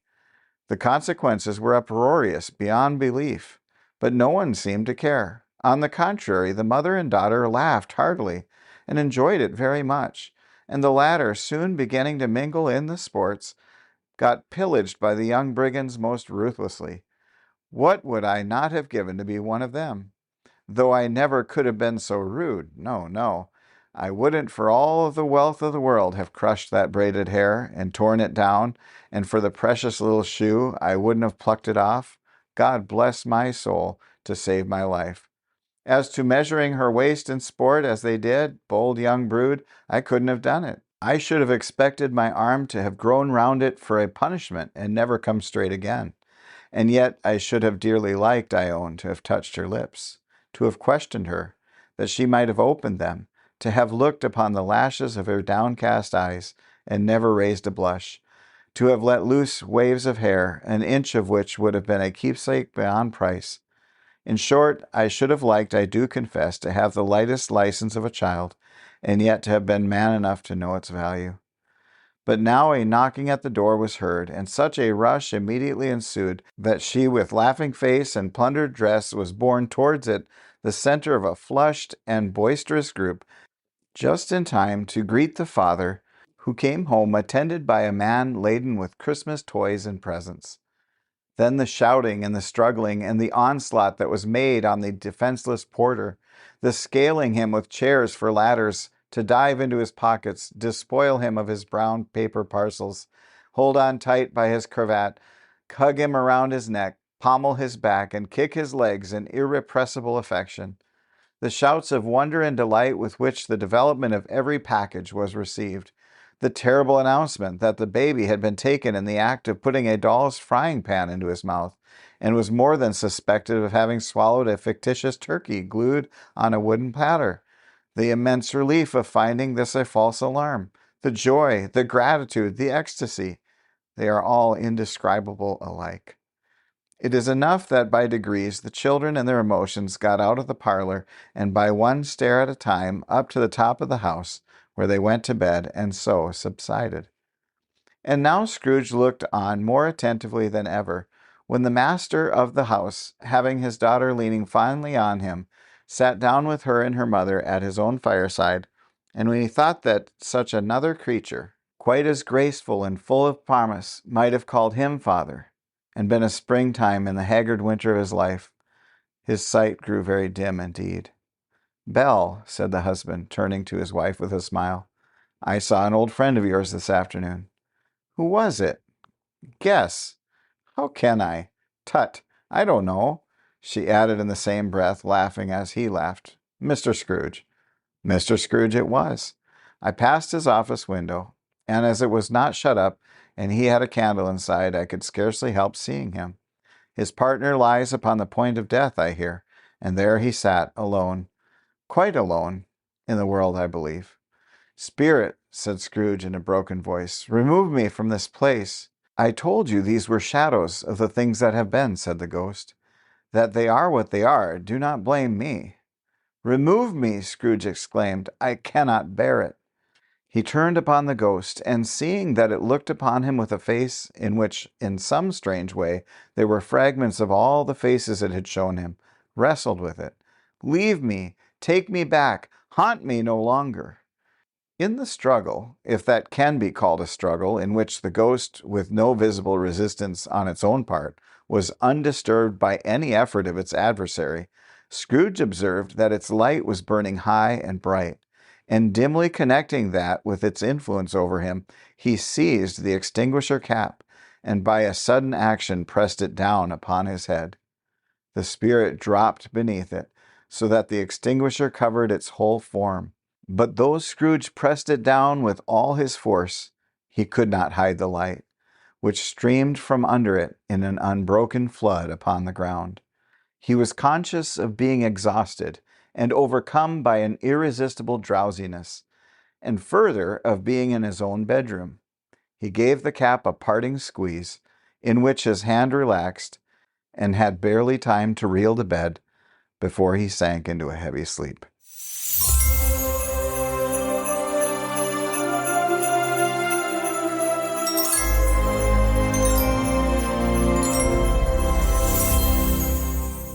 Stave 3, the second of the three spirits. Awakening in the middle of a prodigiously tough snore, and sitting up in bed to get his thoughts together, Scrooge had no occasion to be told that the bell was again upon the stroke of 1. He felt that he was restored to consciousness in the right nick of time for the especial purpose of holding a conference with the second messenger dispatched to him through Jacob Marley's intervention. But finding that he turned uncomfortably cold when he began to wonder which of his curtains this new spectre would draw back, he put them every one aside with his own hands, and lying down again established a sharp lookout all round the bed. For he wished to challenge the spirit on the moment of its appearance, and did not wish to be taken by surprise and made nervous. Gentlemen of the free and easy sort, who plume themselves on being acquainted with a move or two, and being usually equal to the time of day, express the wide range of their capacity for adventure by observing that they are good for anything from pitch and toss to manslaughter, between which opposite extremes, no doubt, there lies a tolerably wide and comprehensive range of subjects. Without venturing for Scrooge quite as heartily as this, I don't mind calling on you to believe that he was ready for a good broad field of strange appearances, and that nothing between a baby and rhinoceros would have astonished him very much. Now, being prepared for almost anything, he was not by any means prepared for nothing, and consequently, when the bell struck 1 and no shape appeared, he was taken with a violent fit of trembling. 5 minutes, 10 minutes, a quarter of an hour went by, yet nothing came. All this time he lay upon his bed, the very core and center of a blaze of ruddy light which streamed upon it when the clock proclaimed the hour, and which, being only light, was more alarming than a dozen ghosts, as he was powerless to make out what it meant, or would be at, and was sometimes apprehensive that he might be at that very moment an interesting case of spontaneous combustion, without having the consolation of knowing it. At last, however, he began to think, as you or I would have thought at first, for it is always the person not in the predicament who knows what ought to have been done in it, and would unquestionably have done it too. At last, I say, he began to think that the source and secret of this ghostly light might be in the adjoining room, from whence, on further tracing it, it seemed to shine. This idea taking full possession of his mind, he got up softly and shuffled in his slippers to the door. The moment Scrooge's hand was on the lock, a strange voice called him by his name and bade him enter. He obeyed. It was his own room, there was no doubt about that, but it had undergone a surprising transformation. The walls and ceiling were so hung with living green that it looked a perfect grove, from every part of which bright gleaming berries glistened. The crisp leaves of holly, mistletoe, and ivy reflected back the light, as if so many little mirrors had been scattered there, and such a mighty blaze went roaring up the chimney as that dull petrification of a hearth had never known in Scrooge's time, or Marley's, or for many and many a winter season gone. Heaped up on the floor to form a kind of throne were turkeys, geese, game, poultry, brawn, great joints of meat, sucking pigs, long wreaths of sausages, mince pies, plum puddings, barrels of oysters, red-hot chestnuts, cherry-cheeked apples, juicy oranges, luscious pears, immense twelfth cakes, and seething bowls of punch that made the chamber dim with their delicious steam. In easy state upon this couch there sat a jolly giant, glorious to see, who bore a glowing torch, in shape not unlike Plenty's horn, and held it up, high up, to shed its light on Scrooge as he came peeping round the door. "Come in!" exclaimed the ghost. "Come in, and know me better, man." Scrooge entered timidly and hung his head before this spirit. He was not the dogged Scrooge he had been, and though the spirit's eyes were clear and kind, he did not like to meet them. "I am the ghost of Christmas present," said the spirit. "Look upon me." Scrooge reverently did so. It was clothed in one simple green robe or mantle, bordered with white fur. This garment hung so loosely on the figure that its capacious breast was bare, as if disdaining to be warded or concealed by any artifice. Its feet, observable beneath the ample folds of the garment, were also bare, and on its head it wore no other covering than a holly wreath, set here and there with shining icicles.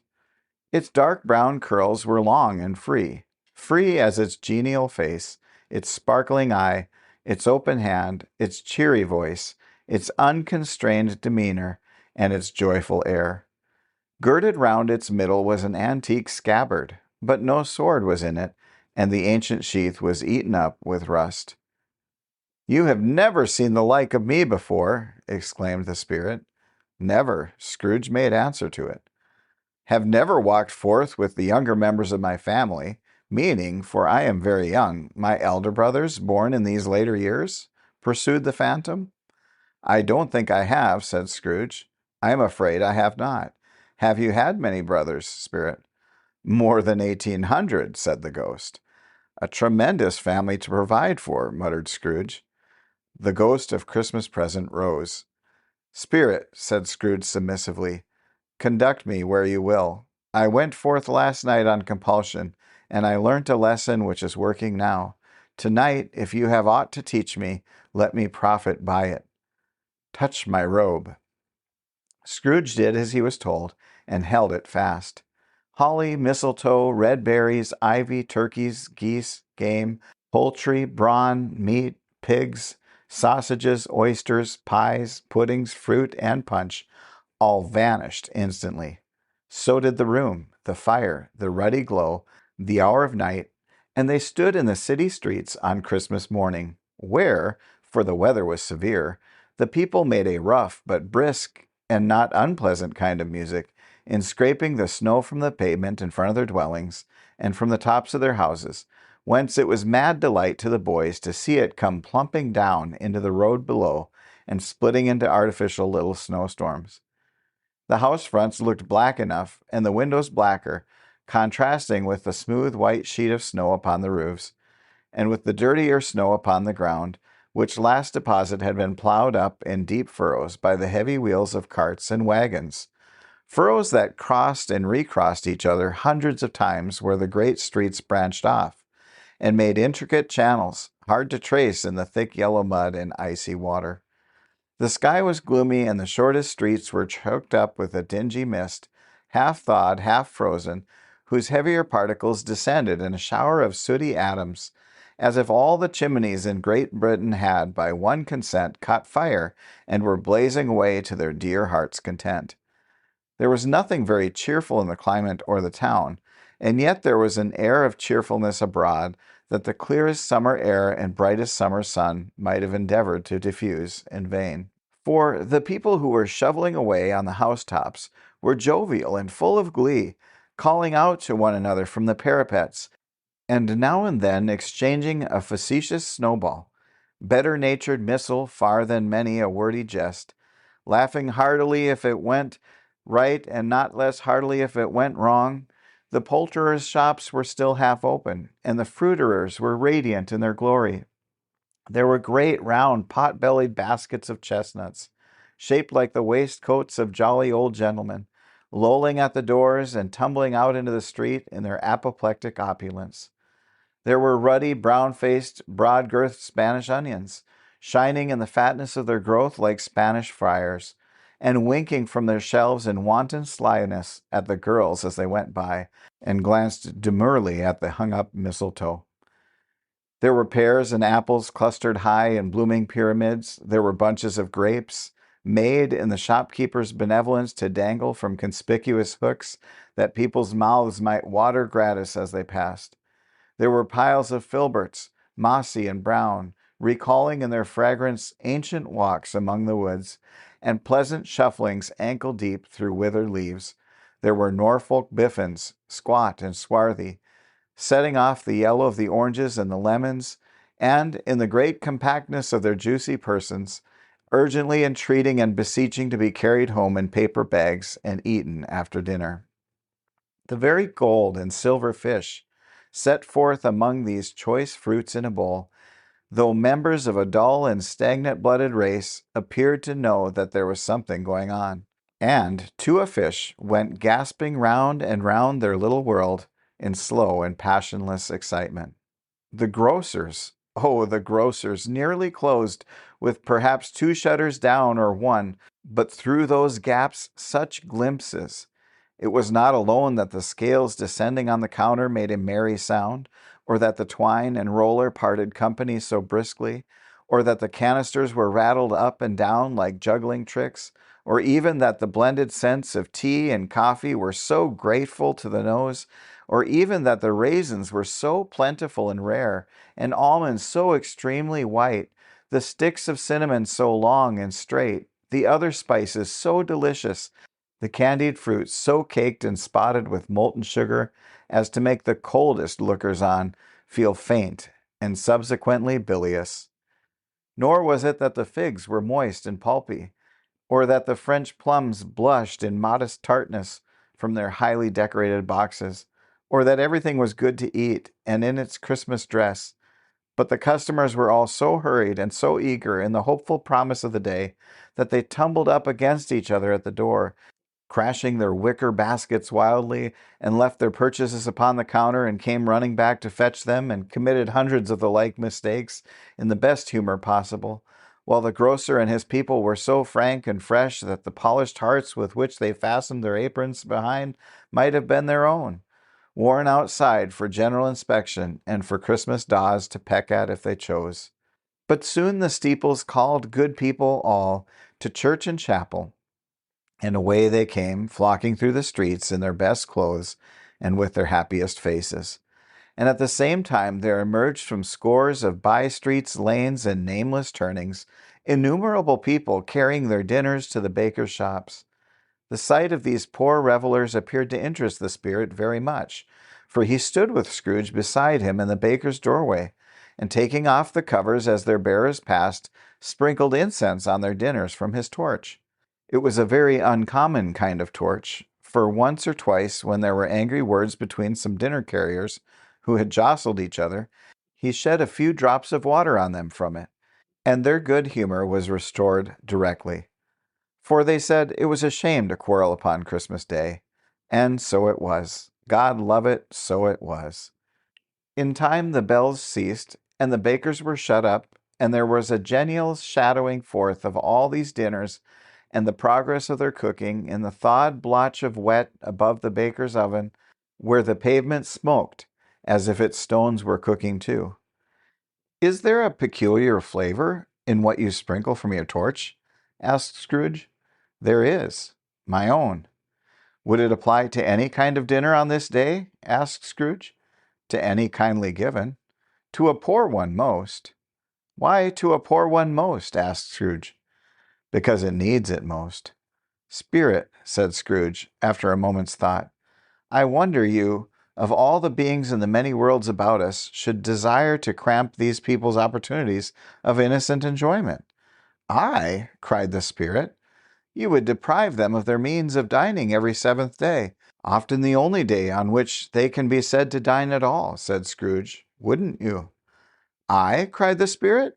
"You seek to close these places on the 7th day," said Scrooge, "and it comes to the same thing." "I seek?" exclaimed the spirit. "Forgive me if I am wrong. It has been done in your name, or at least in that of your family," said Scrooge. "There are some upon this earth of yours," returned the spirit, "who lay claim to know us, and who do their deeds of passion, pride, ill will, hatred, envy, bigotry, and selfishness in our name, who are as strange to us and all our kith and kin as if they had never lived. Remember that, and charge their doings on themselves, not us."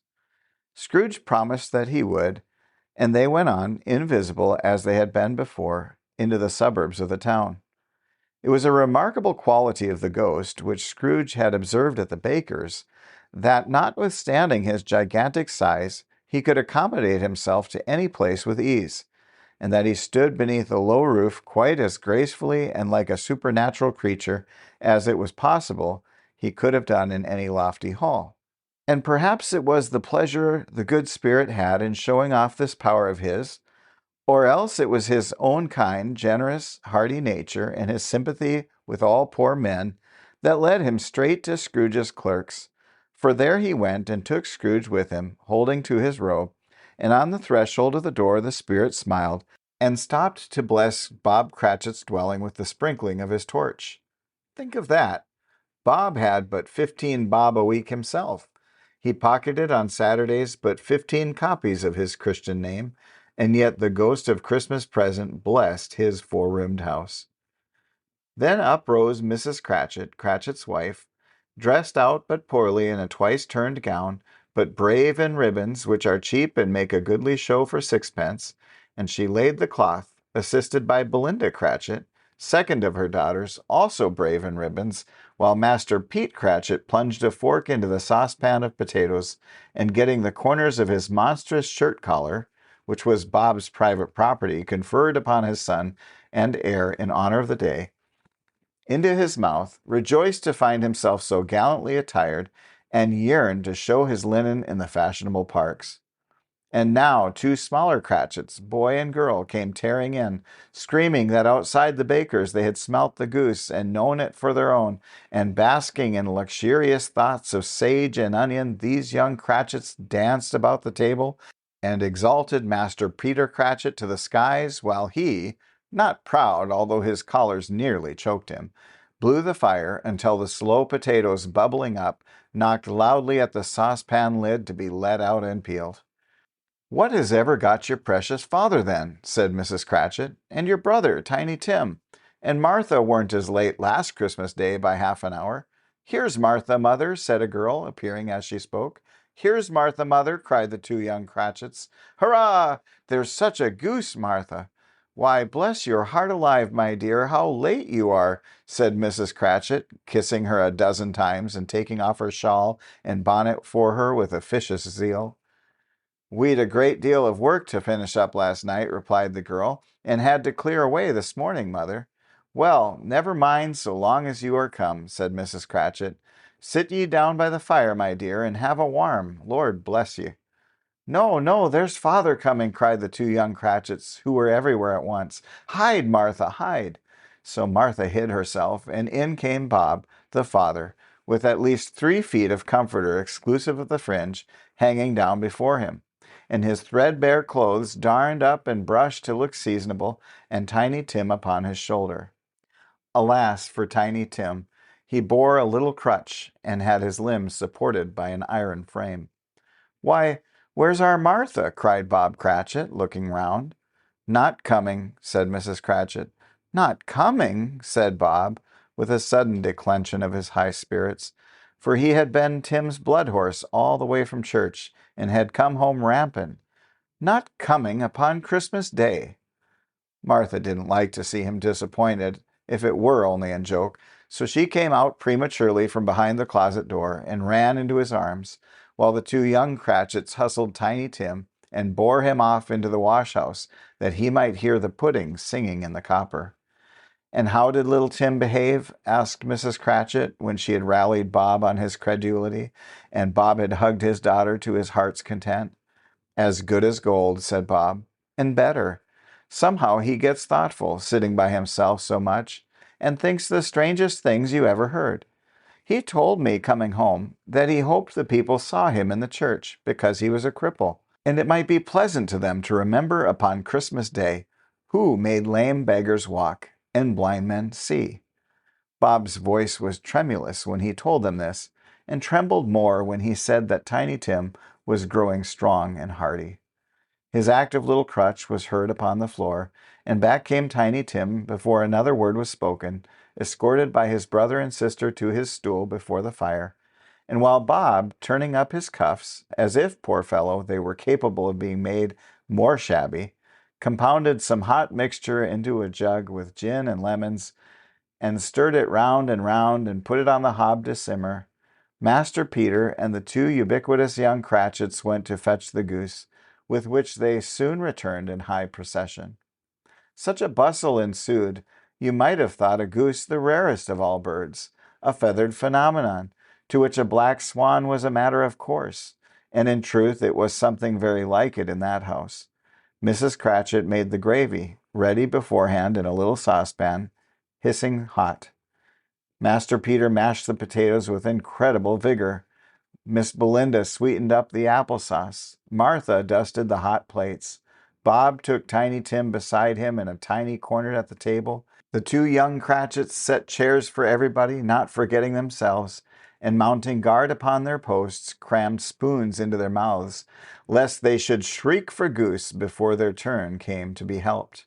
At last the dishes were set on, and grace was said. It was succeeded by a breathless pause as Mrs. Cratchit, looking slowly all along the carving knife, prepared to plunge it in the breast. And when she did, and when the long-expected gush of stuffing issued forth, one murmur of delight arose all round the board, and even Tiny Tim, excited by the two young Cratchits, beat on the table with the handle of his knife, and feebly cried, "Hurrah!" There never was such a goose. Bob said he didn't believe there ever was such a goose cooked. Its tenderness and flavor, size and cheapness were the themes of universal admiration. Eked out by applesauce and mashed potatoes, it was a sufficient dinner for the whole family.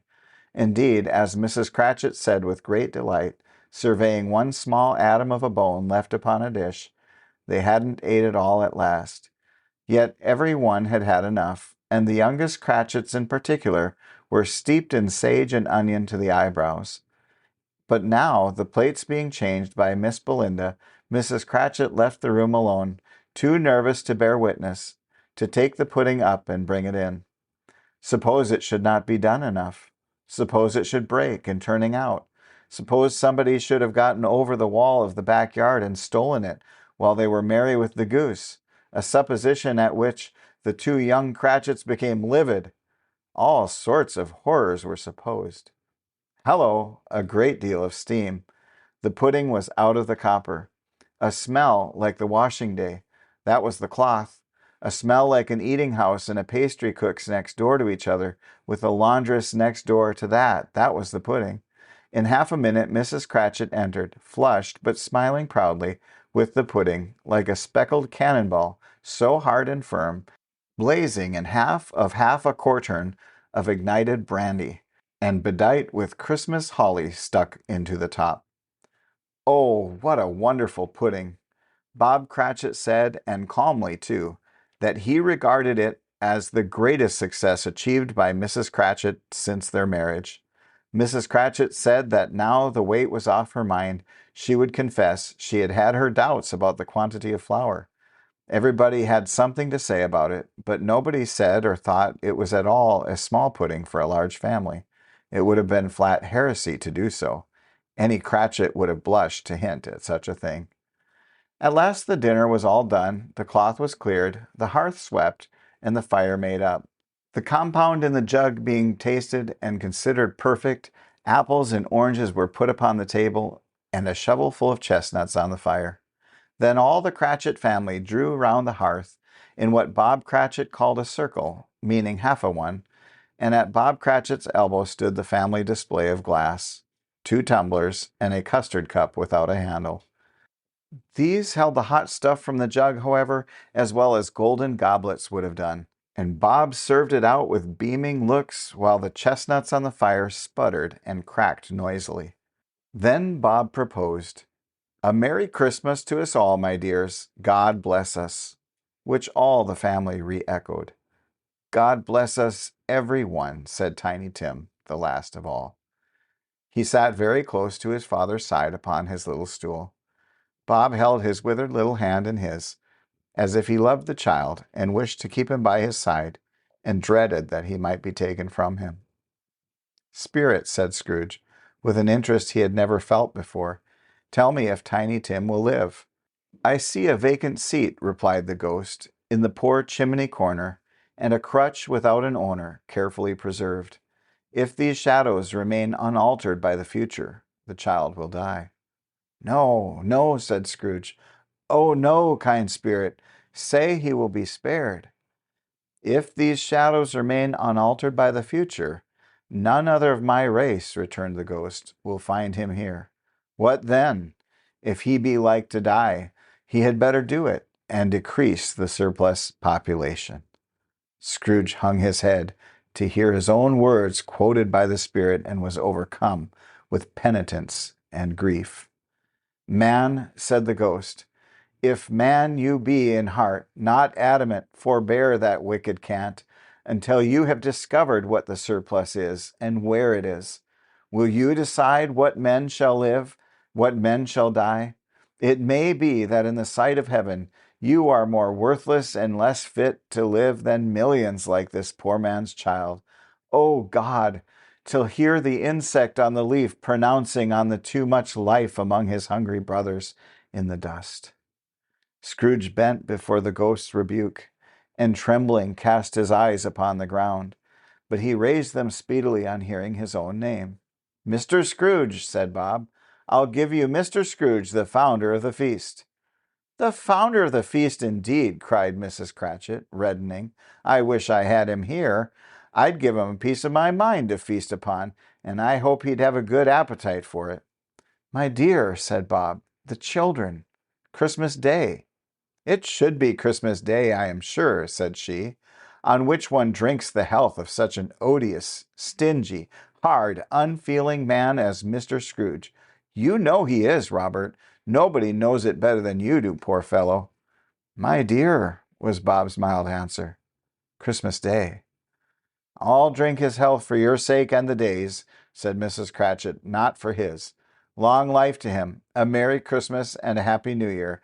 He'll be very merry and very happy, I have no doubt." The children drank the toast after her. It was the first of their proceedings which had no heartiness.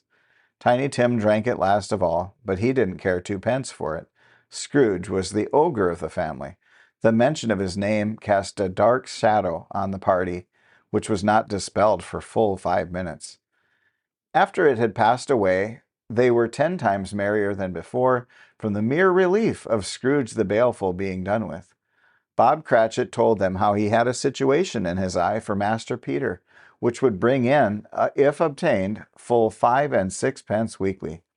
The 2 young Cratchits laughed tremendously at the idea of Peter's being a man of business, and Peter himself looked thoughtfully at the fire from between his collars, as if he were deliberating what particular investments he should favor when he came into the receipt of that bewildering income.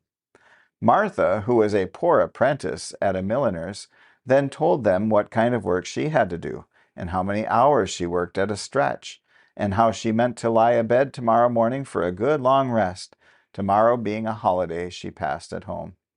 Also how she had seen a countess and a lord some days before, and how the lord was much about as tall as Peter, at which Peter pulled up his collars so high that you couldn't have seen his head if you had been there. All this time the chestnuts and the jug went round and by they had a song about a lost child traveling in the snow from Tiny Tim, who had a plaintive little voice and sang it very well indeed. There was nothing of high mark in this. They were not a handsome family. They were not well dressed. Their shoes were far from being waterproof. Their clothes were scanty, and Peter might have known, and very likely did, the inside of a pawnbroker's. But they were happy, grateful, pleased with one another, and contented with the time, and when they faded and looked happier yet in the bright sprinklings of the spirit's torch at parting, Scrooge had his eye upon them, and especially on Tiny Tim, until the last. By this time it was getting dark, and snowing pretty heavily, and as Scrooge and the spirit went along the streets, the brightness of the roaring fires in kitchens, parlors, and all sorts of rooms was wonderful. Here the flickering of the blaze showed preparations for a cozy dinner, with hot plates baking through and through before the fire, and deep red curtains ready to be drawn to shut out cold and darkness. There all the children of the house were running out into the snow to meet their married sisters, brothers, cousins, uncles, aunts, and be the first to greet them.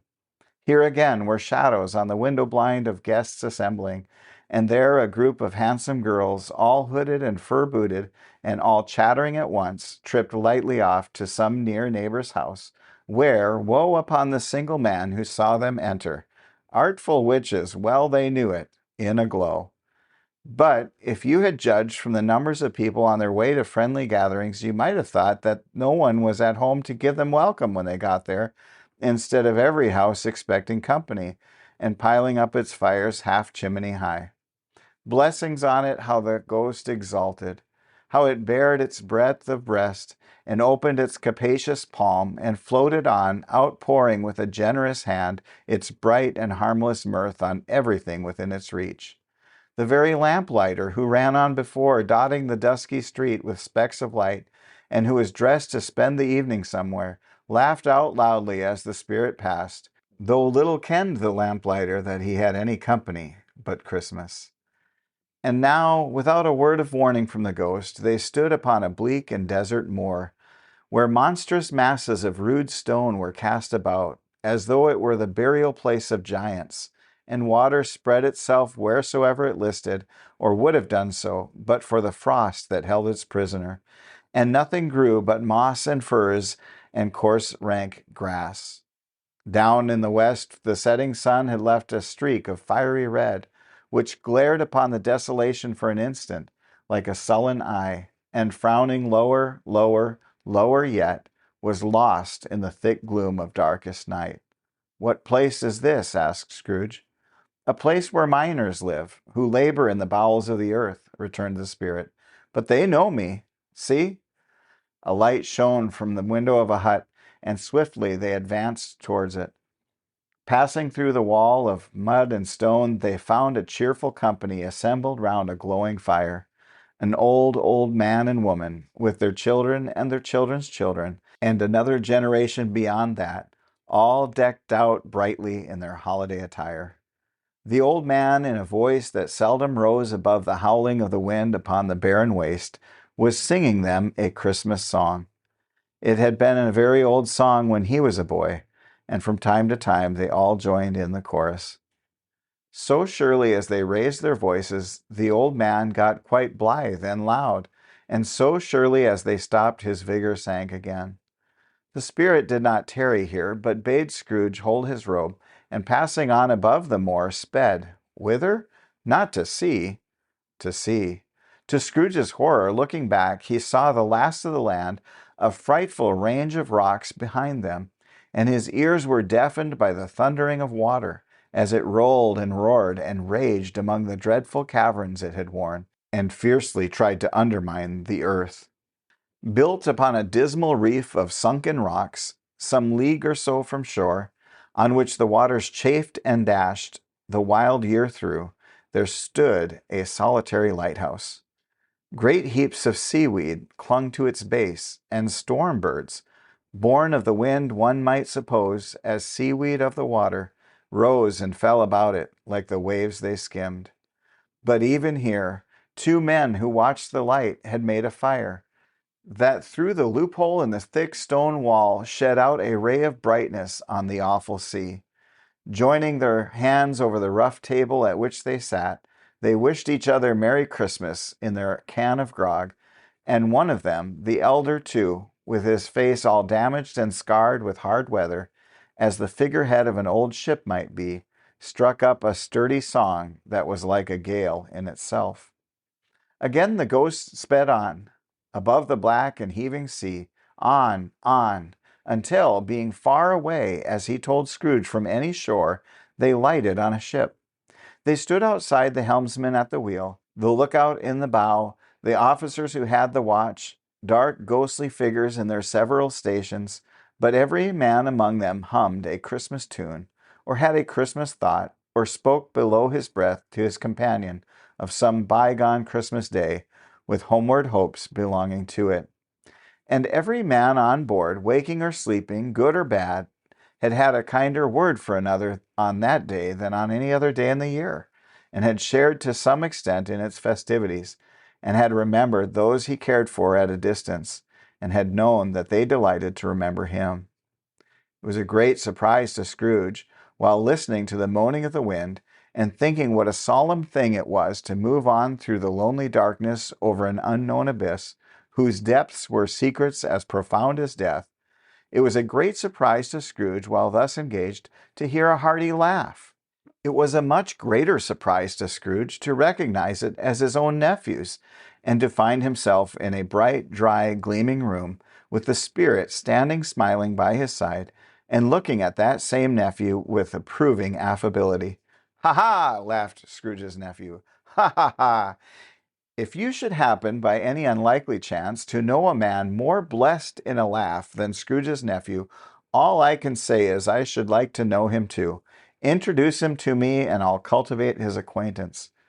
It is a fair, even-handed, noble adjustment of things, that while there is infection and disease and sorrow, there is nothing in the world so irresistibly contagious as laughter and good humor. When Scrooge's nephew laughed in this way, holding his sides, rolling his head, and twisting his face into the most extravagant contortions, Scrooge's niece, by marriage, laughed as heartily as he. And their assembled friends, being not a bit behindhand, roared out, "Ha ha, ha ha ha ha! He said that Christmas was a humbug, as I live," cried Scrooge's nephew. "He believed it, too." "More shame for him, Fred," said Scrooge's niece indignantly. "Bless those women, they never do anything by halves. They are always in earnest. She was very pretty, exceedingly pretty, with a dimpled, surprised-looking capital face, a ripe little mouth that seemed made to be kissed, as no doubt it was, all kinds of good little dots about her chin that melted into one another when she laughed, and the sunniest pair of eyes you ever saw in any little creature's head. Altogether, she was what you would have called provoking, you know, but satisfactory, too. Oh, perfectly satisfactory." "He's a comical old fellow," said Scrooge's nephew. "That's the truth, and not so pleasant as he might be. However, his offenses carry their own punishment, and I have nothing to say against him." "I'm sure he's very rich, Fred," hinted Scrooge's niece. "At least, you always tell me so." "What of that, my dear?" said Scrooge's nephew. "His wealth is of no use to him. He doesn't do any good with it. He don't make himself comfortable with it. He hasn't the satisfaction of thinking, ha ha ha, that he's ever going to benefit us with it." "I have no patience with him," observed Scrooge's niece. Scrooge's niece's sisters and all the other ladies expressed the same opinion. "Oh, I have," said Scrooge's nephew. "I am sorry for him. I couldn't be angry with him if I tried. Who suffers by his ill whims? Himself, always. Here he takes it into his head to dislike us, and he won't come and dine with us. What's the consequence?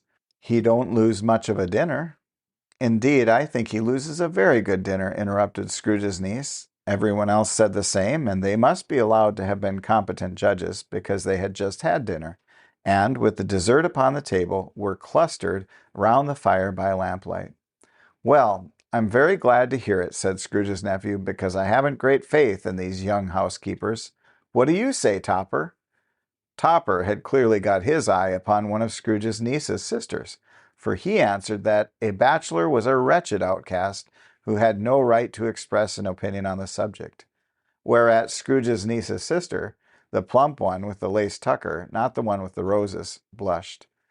"Do go on, Fred," said Scrooge's niece, clapping her hands. "He never finishes what he begins to say. He's such a ridiculous fellow."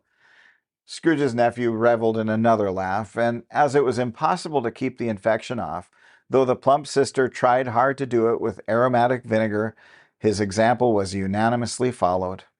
"I was only going to say," said Scrooge's nephew, "that the consequence of his taking a dislike to us and not making merry with us is, as I think, that he loses some pleasant moments, which could do him no harm. I'm sure he loses pleasanter companions than he can find in his own thoughts, either in his moldy old office or his dusty chambers. I mean to give him the same chance every year, whether he likes it or not, for I pity him. He may rail at Christmas till he dies, but he can't help thinking better of it. I defy him, if he finds me going there in good temper year after year and saying, 'Uncle Scrooge, how are you?' If it only puts him in the vein to leave his poor clerk £50, that's something, and I think I shook him yesterday." It was their turn to laugh now at the notion of his shaking Scrooge. But being thoroughly good-natured and not caring much what they laughed at, so that they laughed at any rate, he encouraged them in their merriment, and they passed the bottle joyously. After tea they had some music, for they were a musical family and knew what they were about when they sung a glee or catch, I can assure you, especially Topper, who could growl away in a bass like a good one, and never swell the veins in his forehead or get red in the face over it. Scrooge's niece played well upon the harp, and played among other tunes a simple little air, a mere nothing. You might learn to whistle it in 2 minutes, which had been familiar to the child who fetched Scrooge from the boarding school, as he had been reminded by the ghost of Christmas past. When this strain of music sounded, all the things that ghost had shown him came upon his mind. He softened more and more, and thought that if he could have listened to it often years ago, he might have cultivated the kindnesses of life for his own happiness with his own hands, without resorting to the spade that buried Jacob Marley. But they didn't devote the whole evening to music. After a while they played at forfeits, for it is good to be children sometimes, and never better than at Christmas, when its mighty founder was a child himself. Stop! There was first a game at blind man's buff. Of course there was. And I no more believe Topper was really blind than I believe he had eyes in his boots. My opinion is that it was a done thing between him and Scrooge's nephew, and that the ghost of Christmas present knew it. The way he went after the plump sister in the lace tucker was an outrage on the credulity of human nature. Knocking down the fire irons, tumbling over the chairs, bumping against the piano, smothering himself among the curtains, wherever she went, there went he. He always knew where the plump sister was. He wouldn't catch anyone else. If you had fallen up against him, as some of them did, on purpose, he would have made a feint of endeavoring to seize you, which would have been an affront to your understanding, and would instantly have sidled off in the direction of the plump sister. She often cried out that it wasn't fair, and it really was not. But when at last he caught her, when, in spite of all her silken rustlings and her rapid flutterings past him, he got her into a corner whence there was no escape, then his conduct was the most execrable. For his pretending not to know her, his pretending that it was necessary to touch her headdress, and further to assure himself of her identity by pressing a certain ring upon her finger and a certain chain about her neck, was vile, monstrous. No doubt she told him her opinion of it, when another blind man being in office, they were so very confidential together behind the curtains. Scrooge's niece was not one of the blind man's buff party, but was made comfortable with a large chair and a footstool in a snug corner, where the ghost and Scrooge were close behind her. But she joined in the forfeits and loved her love to admiration with all the letters of the alphabet. Likewise, at the game of how, when, and where, she was very great, and to the secret joy of Scrooge's nephew, beat her sisters hollow. Though they were sharp girls too, as Topper could have told you. There might have been 20 people there, young and old, but they all played, and so did Scrooge, for wholly forgetting in the interest he had in what was going on, that his voice made no sound in their ears, he sometimes came out with his guess quite loud, and very often guessed quite right too. For the sharpest needle, best Whitechapel, warranted not to cut in the eye, was not sharper than Scrooge, blunt as he took it in his head to be. The ghost was greatly pleased to find him in this mood, and looked upon him with such favor that he begged like a boy to be allowed to stay until the guest departed. But this the spirit said could not be done. "Here's a new game," said Scrooge. "1/2 hour, spirit, only one." It was a game called Yes and No, where Scrooge's nephew had to think of something, and the rest must find out what. He only answering their questions yes or no, as the case was. The brisk fire of questioning to which he was exposed elicited from him that he was thinking of an animal, a live animal, rather a disagreeable animal, a savage animal, an animal that growled and grunted sometimes, and talked sometimes, and lived in London, and walked about the streets, and wasn't made a show of, and wasn't led by anyone, and didn't live in a menagerie, and was never killed in a market, and was not a horse, or a donkey, or a cow, or a bull, or a tiger, or a dog, or a pig, or a cat, or a bear. At every fresh question that was put to him, this nephew burst into a fresh roar of laughter, and was so inexpressibly tickled that he was obliged to get up off the sofa and stamp. At last the plump sister, falling into a similar state, cried out, "I have found out what it is. I know what it is, Fred. I know what it is." "What is it?" cried Fred. "It's your Uncle Scrooge," which it certainly was. Admiration was the universal sentiment, though some objected that the reply to "Is it a bear?" ought to have been yes. inasmuch as an answer to the negative was sufficient to have diverted their thoughts from Mr. Scrooge, supposing they ever had any tendency that way. "He has given us plenty of merriment, I am sure," said Fred, "and it would be ungrateful not to drink his health. Here is a glass of mulled wine ready to our hand at the moment, and I say, Uncle Scrooge."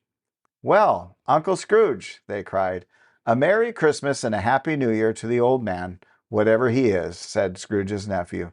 "He wouldn't take it from me, but may he have it nevertheless, Uncle Scrooge." Uncle Scrooge had imperceptibly become so happy and light of heart that he would have pledged the unconscious company in return and thanked them in an inaudible speech if the ghost had given him time. But the whole scene passed off in a breath with the last words spoken by his nephew, and he and the spirit were again upon their travels. Much they saw, and far they went, and many homes they visited, but always with a happy end. The spirit stood beside sick beds, and they were cheerful, on foreign lands, and they were close at home, by struggling men, and they were patient in their greater hope, by poverty, and it was rich, in almshouse, hospital, and jail, in misery's every refuge, where vain man in his little brief authority had not made fast the door and barred the spirit out, he left his blessing, and taught Scrooge his precepts. It was a long night, if it were only a night, but Scrooge had his doubts of this, because the Christmas holidays appeared to be condensed into the space of time they passed together. It was strange, too, that while Scrooge remained unaltered in his outward form, the ghost grew older, clearly older. Scrooge had observed this change, but never spoke of it, until they left a children's 12th night party, when looking at the spirit as they stood together in an open place, he noticed that its hair was gray. "Are spirits' lives so short?" asked Scrooge. "My life upon this globe is very brief," replied the ghost. "It ends tonight." "Tonight," said Scrooge. "Tonight at midnight. Hark! The time is drawing near." The chimes were ringing the 11:75 at that moment. "Forgive me if I am not justified in what I ask," said Scrooge, looking intently at the spirit's robe. "But I see something strange, and not belonging to yourself, protruding from your skirts.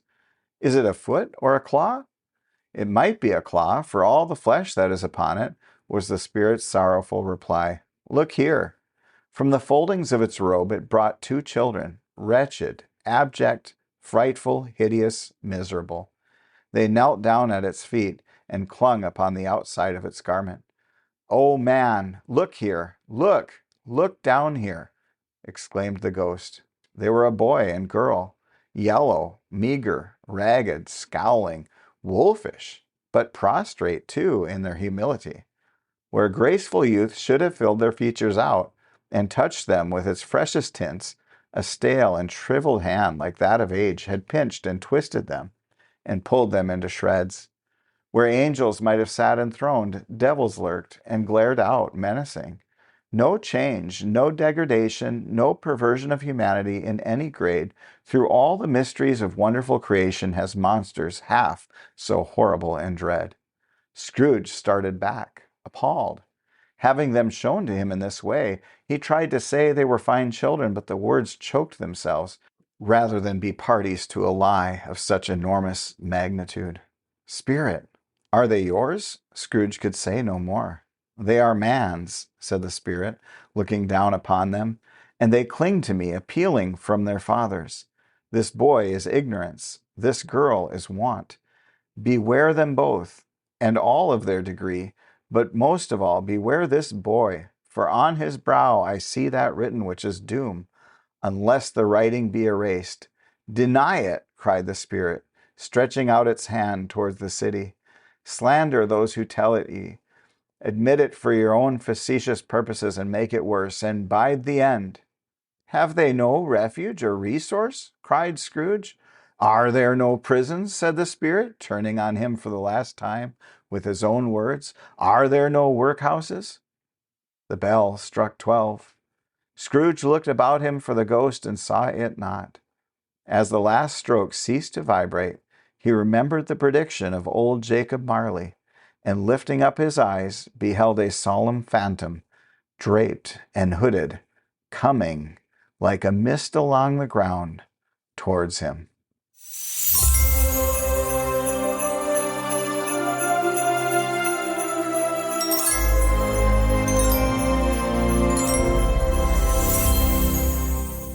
Stave 4. The Last of the Spirits. The phantom slowly, gravely, silently approached. When it came near him, Scrooge bent down upon his knee. For in the very air through which this spirit moved, it seemed to scatter gloom and misery. It was shrouded in a deep black garment, which concealed its head, its face, its form, and left nothing of it visible save one outstretched hand. But for this, it would have been difficult to detach its figure from the night, and separate it from the darkness by which it was surrounded. He felt that it was tall and stately when it came beside him, and that its mysterious presence filled him with solemn dread. He knew no more, for the spirit neither spoke nor moved. "I am in the presence of the ghost of Christmas yet to come," said Scrooge. The spirit answered not, but pointed onward with its hand. "You are about to show me shadows of things that have not happened, but will happen in the time before us," Scrooge pursued. "Is that so, spirit?" The upper portion of the garment was contracted for an instant in its folds, as if the spirit had inclined its head.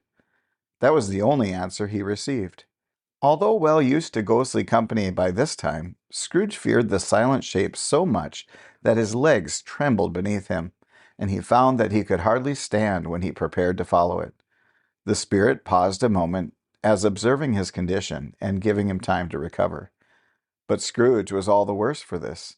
It thrilled him with a vague, uncertain horror to know that behind the dusky shroud there were ghostly eyes intently fixed upon him, while he, though he stretched his own to the outmost, could see nothing but a spectral hand and one great heap of black.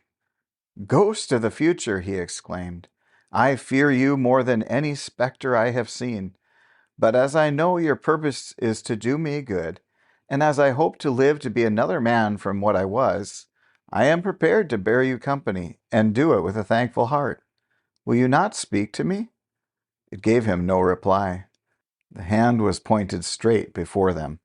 "Lead on," said Scrooge. "Lead on. The night is waning fast, and it is precious time to me, I know. Lead on, spirit." The phantom moved away as it had come towards him. Scrooge followed in the shadow of its dress, which bore him up, he thought, and carried him along. They scarcely seemed to enter the city, for the city seemed rather to spring up about them and encompass them of its own act.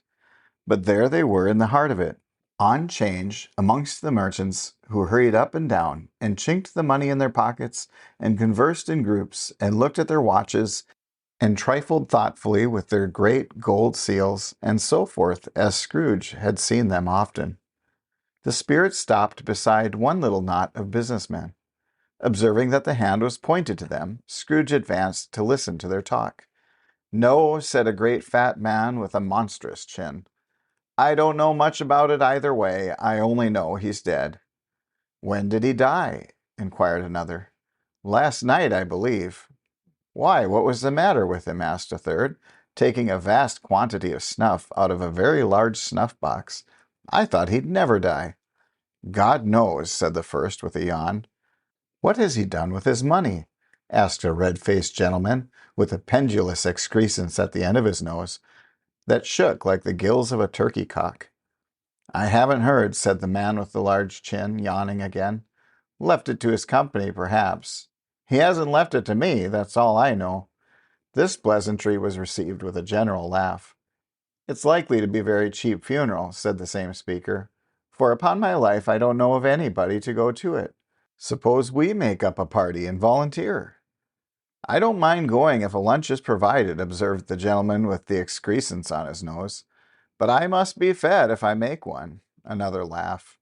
"Well, I am the most disinterested among you after all," said the first speaker, "for I never wear black gloves and I never eat lunch. But I'll offer to go, if anybody else will. When I come to think of it, I'm not at all sure that I wasn't his most particular friend, for we used to stop and speak whenever we met. Bye-bye." Speakers and listeners strolled away and mixed with other groups. Scrooge knew the men and looked towards the spirit for an explanation. The phantom glided on into a street. Its finger pointed to two persons meeting. Scrooge listened again, thinking that the explanation might lie here. He knew these men also perfectly. They were men of business, very wealthy, and of great importance. He had made a point always of standing well in their esteem, in a business point of view, that is, strictly in a business point of view. "How are you?" said one. "How are you?" returned the other. "Well," said the first, "old Scratch has got his own at last, hey?"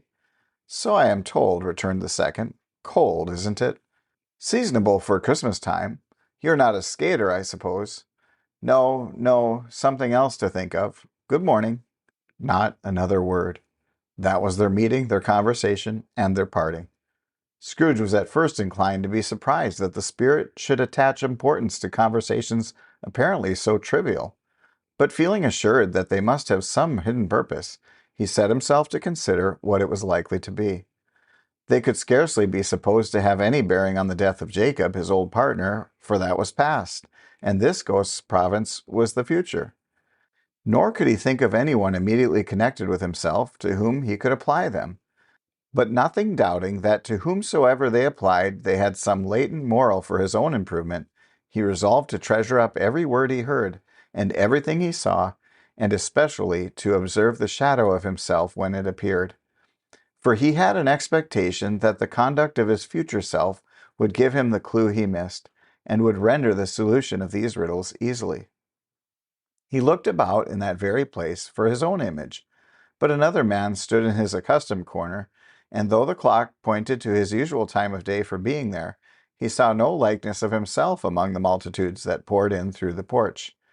It gave him little surprise, however, for he had been revolving in his mind a change of life, and thought and hoped he saw his newborn resolutions carried out in this. Quiet and dark, beside him stood the phantom with its outstretched hand. When he roused himself from his thoughtful quest, he fancied from the turn of the hand and its situation in reference to himself that the unseen eyes were looking at him keenly. It made him shudder and feel very cold. They left the busy scene and went into an obscure part of the town, where Scrooge had never penetrated before, although he recognized its situation and its bad repute. The ways were foul and narrow, the shops and houses wretched, the people half naked, drunken, slipshod, ugly. Alleys and archways, like so many cesspools, disgorged their offenses of smell and dirt and life upon the straggling streets, and the whole quarter reeked with crime, with filth and misery. Far in this den of infamous resort, there was a low-browed beetling shop below a penthouse roof, where iron, old rags, bottles, bones, and greasy offal were bought. Upon the floor within were piled up heaps of rusty keys, nails, chains, hinges, files, scales, weights, and refuse iron of all kinds.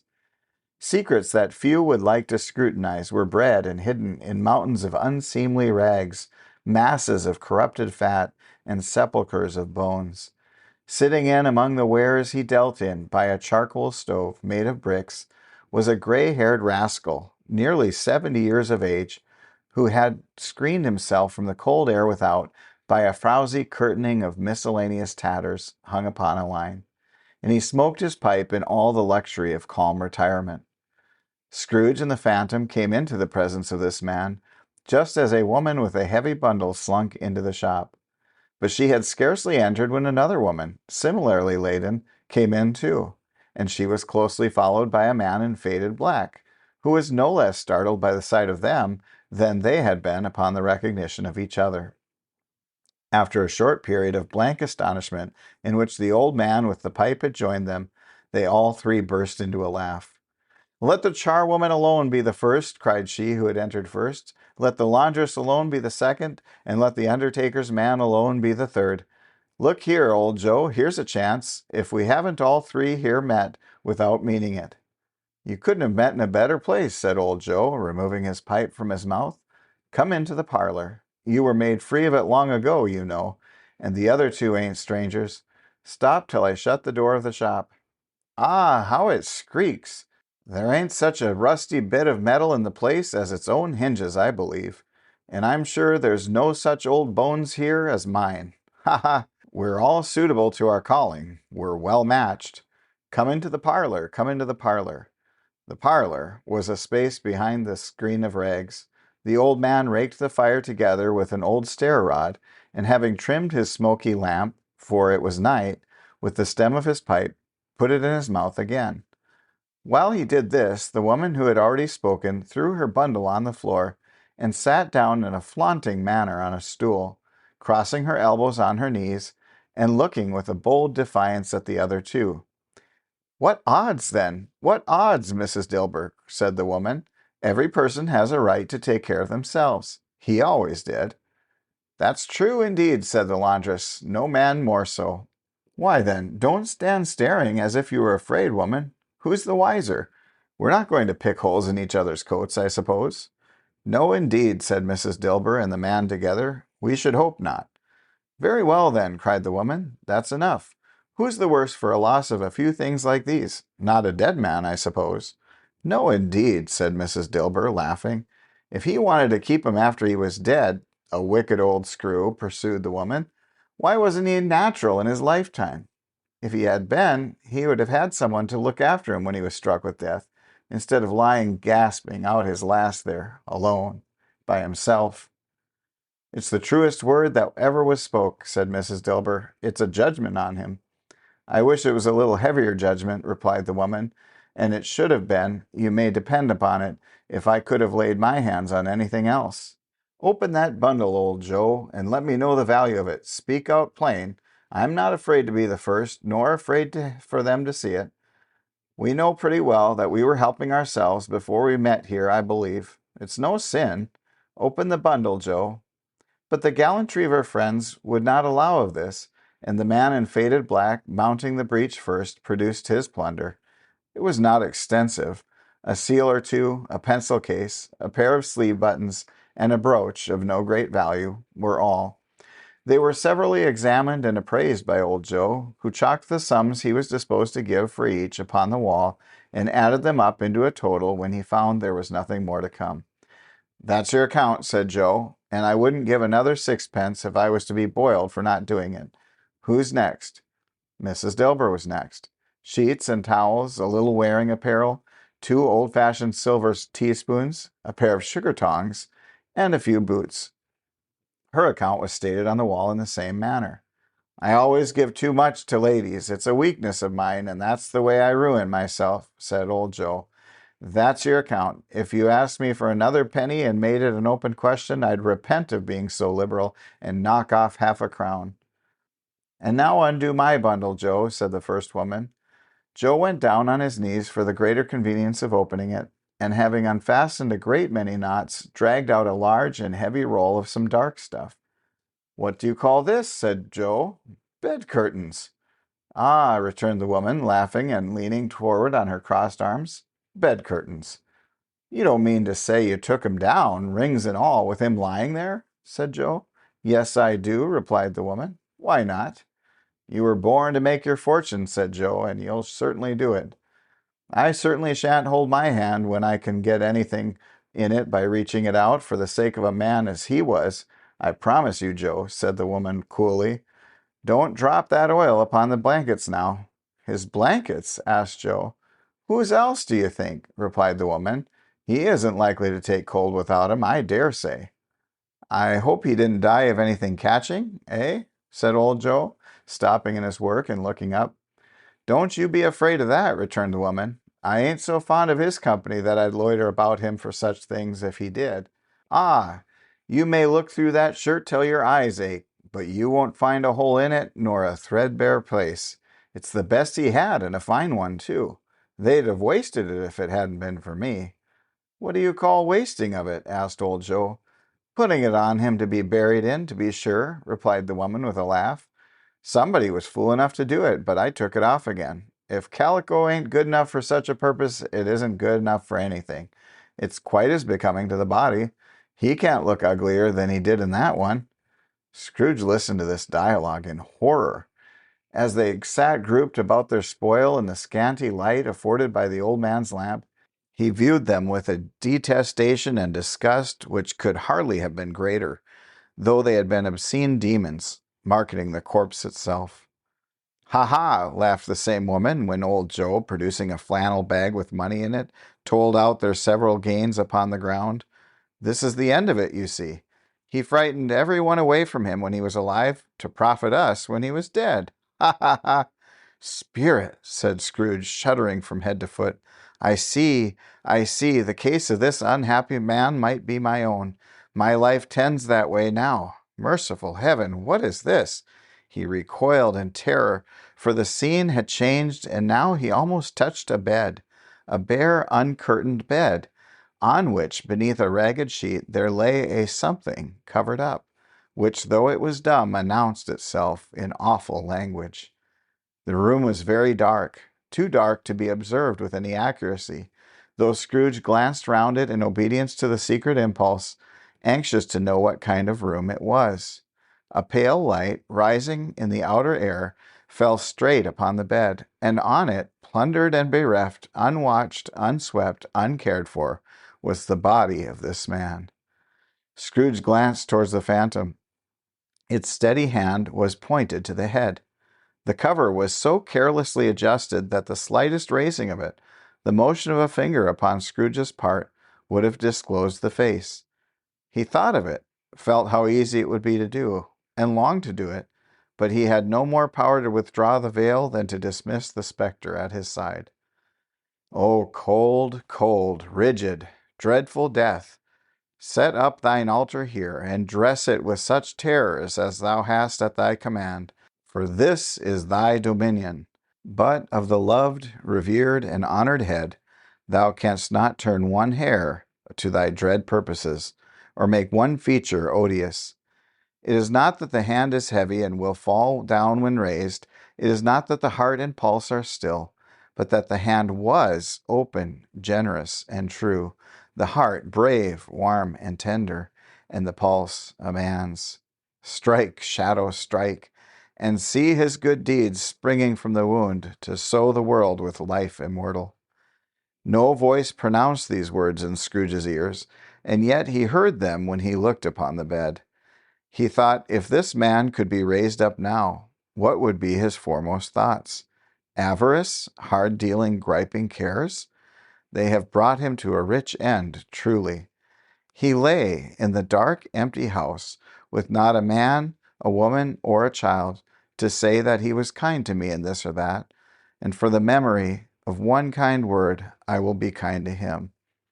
A cat was tearing at the door, and there was a sound of gnawing rats beneath the hearthstone. What they wanted in the room of death, and why they were so restless and disturbed, Scrooge did not dare to think. Spirit, he said, this is a fearful place. In leaving it, I shall not leave its lesson. Trust me. Let us go. Still the ghost pointed with an unmoved finger to the head. I understand you, Scrooge returned, and I would do it if I could, but I have not the power, Spirit. I have not the power. Again it seemed to look upon him. If there is any person in the town who feels emotion caused by this man's death, said Scrooge, quite agonized, show that person to me, Spirit, I beseech you.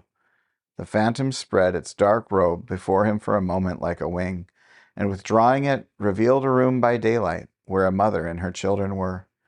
She was expecting someone, and with anxious eagerness, for she walked up and down the room, started at every sound, looked out from the window, glanced at the clock, tried but in vain to work with her needle, and could hardly bear the voices of the children in their play. At length the long-expected knock was heard. She hurried to the door and met her husband, a man whose face was careworn and depressed, though he was young. There was a remarkable expression in it now, a kind of serious delight of which he felt ashamed, and which he struggled to repress.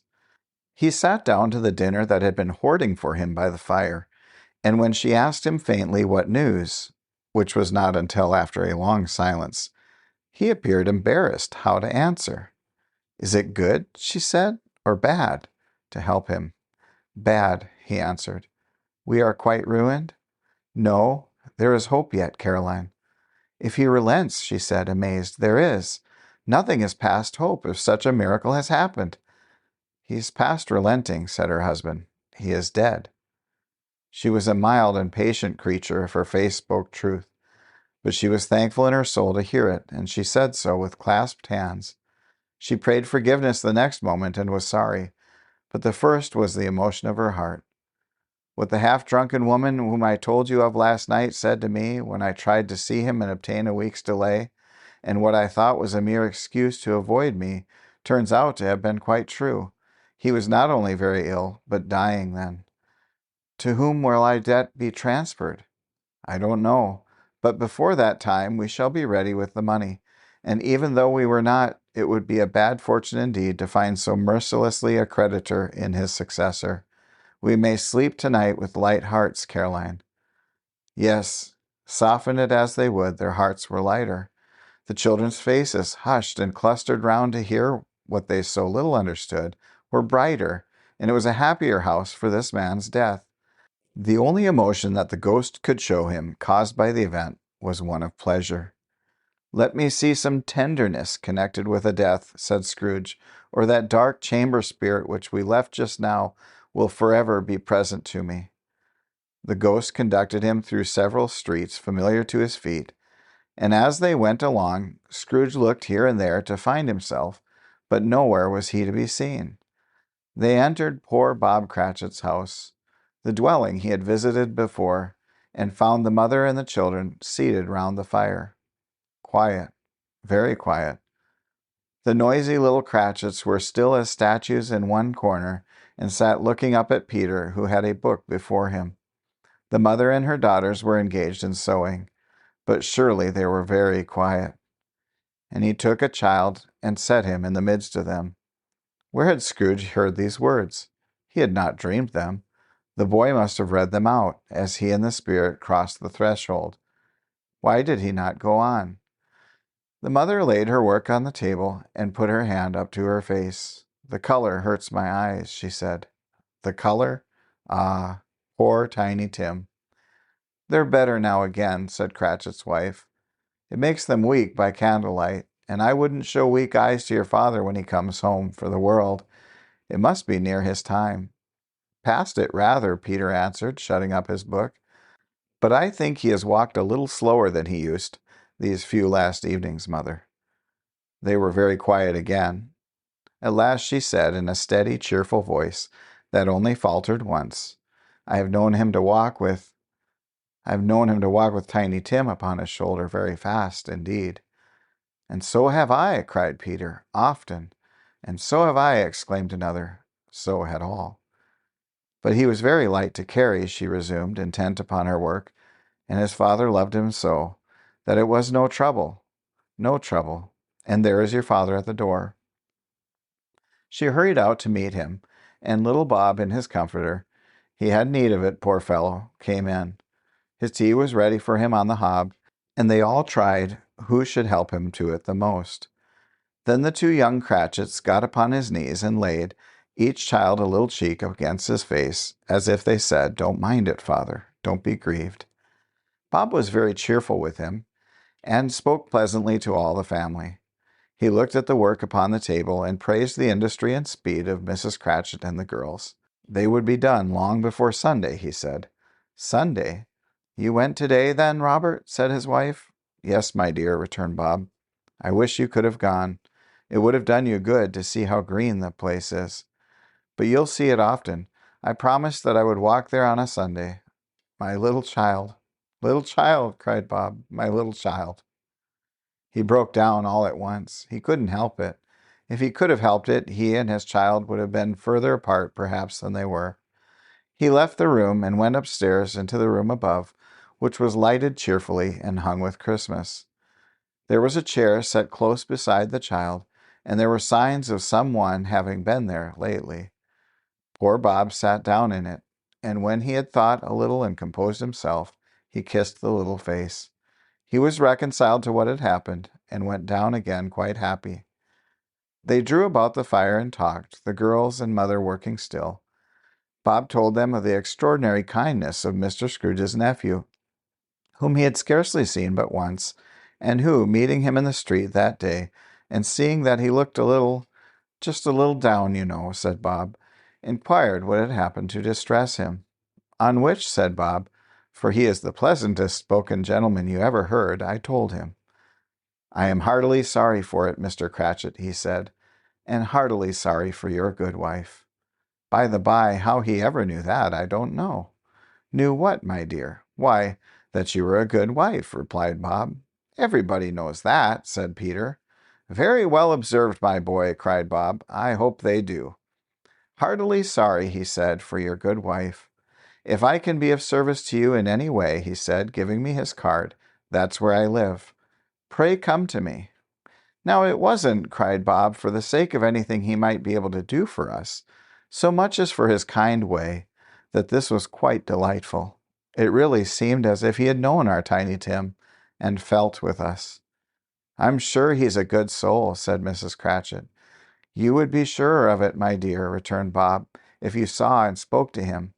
I shouldn't be at all surprised, mark what I say, if he got Peter a better situation. Only hear that, Peter, said Mrs. Cratchit. And then, cried one of the girls, Peter will be keeping company with someone and setting up for himself. Get along with you, retorted Peter, grinning. It's just as likely as not, said Bob, one of these days, though there's plenty of time for that, my dear. But however and whenever we shall part from one another, I am sure we shall none of us forget poor Tiny Tim, shall we? Or this first parting that there was among us. Never, father, cried they all. And I know, said Bob, I know, my dears, that when we recollect how patient and how mild he was, although he was a little child, we shall not quarrel easily among ourselves and forget poor Tiny Tim in doing it. No, never, father, they all cried again. I am very happy, said little Bob. I am very happy. Mrs. Cratchit kissed him. His daughters kissed him. The two young Cratchits kissed him, and Peter and himself shook hands. Spirit of Tiny Tim, thy childish essence was from God. Spectre, said Scrooge, something informs me that our parting moment is at hand. I know it, but I know not how. Tell me what man that was whom we saw lying dead. The ghost of Christmas yet to come conveyed him as before, though at a different time, he thought. Indeed, there seemed no order in these latter visions, save that they were in the future, into the resorts of businessmen, but showed him not himself. Indeed, the spirit did not stay for anything, but went straight on, as to the end just now desired, until besought by Scrooge to tarry for a moment. This court, said Scrooge, through which we hurry now, is where my place of occupation is, and has been for a length of time. I see the house. Let me behold what I shall be in days to come. The spirit stopped. The hand was pointed elsewhere. The house is yonder, Scrooge exclaimed. Why do you point away? The inexorable finger underwent no change. Scrooge hastened to the window of his office and looked in. It was an office still, but not his. The furniture was not the same, and the figure in the chair was not himself. The phantom pointed, as before. He joined it once again, and wondering why and whither he had gone, accompanied it until they reached an iron gate. He paused to look round before entering. A churchyard. Here, then, the wretched man, whose name he had now to learn, lay underneath the ground. It was a worthy place, walled in by houses, overrun by grass and weeds, the growth of vegetation's death, not life, choked up with too much burying, fat with repleted appetite, a worthy place. The spirit stood among the graves and pointed down to one. He advanced towards it trembling. The phantom was exactly as it had been, but he dreaded that he saw new meaning in its solemn shape. Before I draw nearer to that stone to which you point, said Scrooge, answer me one question. Are these the shadows of things that will be, or are they shadows of things that may be only? Still the ghost pointed downward to the grave by which it stood. Men's courses will foreshadow certain ends, to which, if persevered in, they must lead, said Scrooge. But if the courses be departed from, the ends will change. Say it is thus with what you show me. The spirit was immovable as ever. Scrooge crept towards it, trembling as he went, and following the finger, read upon the stone of the neglected grave his own name, Ebenezer Scrooge. Am I that man who lay upon the bed? He cried, upon his knees. The finger pointed from the grave to him and back again. No, spirit, oh, no, no. The finger still was there, "Spirit," he cried, tight clutching at its robe, "hear me. I am not the man I was. I will not be the man I must have been but for this intercourse. Why show me this if I am past all hope?" For the first time the hand appeared to shake. "Good Spirit," he pursued, as down upon the ground he fell before it, "your nature intercedes for me and pities me. Assure me that I yet may change these shadows you have shown me by an altered life." The kind hand trembled. "I will honor Christmas in my heart and try to keep it all the year. I will live in the past, the present, and the future. The spirits of all three shall strive within me. I will not shut out the lessons that they teach. Oh, tell me I may sponge away the writing on this stone." In his agony, he caught the spectral hand. It sought to free itself, but he was strong in his entreaty and detained it. The spirit, stronger yet, repulsed him. Holding up his hands in a last prayer to have his fate reversed, he saw an alteration in the phantom's hood and dress. It shrunk, collapsed, and dwindled down into a bedpost.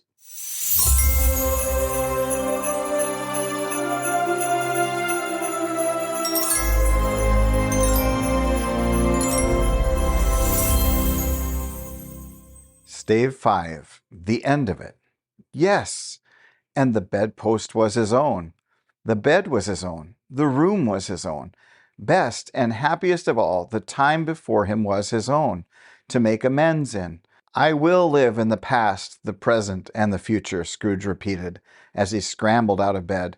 "The spirits of all three shall strive within me. Oh, Jacob Marley, heaven and the Christmas time be praised for this. I say it on my knees, old Jacob, on my knees." He was so fluttered and so glowing with his good intentions that his broken voice would scarcely answer to his call. He had been sobbing violently in his conflict with the spirit, and his face was wet with tears. "They are not torn down," cried Scrooge, folding one of his bed curtains in his arms. "They are not torn down, rings and all. They are here. I am here. The shadows of the things that would have been may be dispelled. They will be. I know they will be." His hands were busy with his garments all this time, turning them inside out, putting them on upside down, tearing them, mislaying them, making them parties to every kind of extravagance. "I don't know what to do," cried Scrooge, laughing and crying in the same breath, and making a perfect Laocoon of himself with his stockings. "I am as light as a feather. I am as happy as an angel. I am as merry as a schoolboy. I am as giddy as a drunken man. A Merry Christmas to everybody. A Happy New Year to all the world. Hello there. Whoop. Hello." He had frisked into the sitting room and was now standing there, perfectly winded. "There's the saucepan that the gruel was in," cried Scrooge, starting off again and going round the fireplace. "There's the door by which the ghost of Jacob Marley entered. There's the corner where the ghost of Christmas present sat. There's the window where I saw the wandering spirits. It's all true. It's all true. It all happened. Ha ha ha." Really, for a man who had been out of practice for so many years, it was a splendid laugh, a most illustrious laugh, the father of a long, long line of brilliant laughs. "I don't know what day of the month it is," said Scrooge. "I don't know how long I've been among the spirits. I don't know anything. I'm quite a baby. Never mind. I don't care. I'd rather be a baby. Hello! Whoop! Hello there!" He was checked in his transports by the churches ringing out the lustiest peals he had ever heard.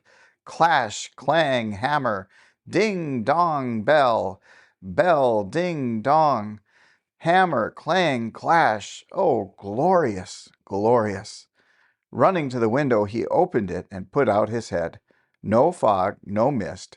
Clear, bright, jovial, stirring cold. Cold, piping for the blood to dance to. Golden sunlight, heavenly sky, sweet, fresh air, merry bells. Oh, glorious, glorious. "What's today?" cried Scrooge, calling downward to a boy in Sunday clothes, who perhaps had loitered in to look upon him. "Eh?" returned the boy, with all his might of wonder. "What's today, my fine fellow?" said Scrooge. "Today," replied the boy. "Why, Christmas Day." "It's Christmas Day," said Scrooge to himself. I haven't missed it. The spirits must have done it all in one night. They can do anything they like. Of course they can. Of course they can. Hello, my fine fellow. Hello, returned the boy. Do you know the poulterers in the next street but one at the corner? Scrooge inquired. I should hope I did, replied the lad. An intelligent boy, said Scrooge. A remarkable boy. Do you know whether they've sold the prize turkey that was hanging up there? Not the little prize turkey, the big one. What, the one as big as me? Replied the boy.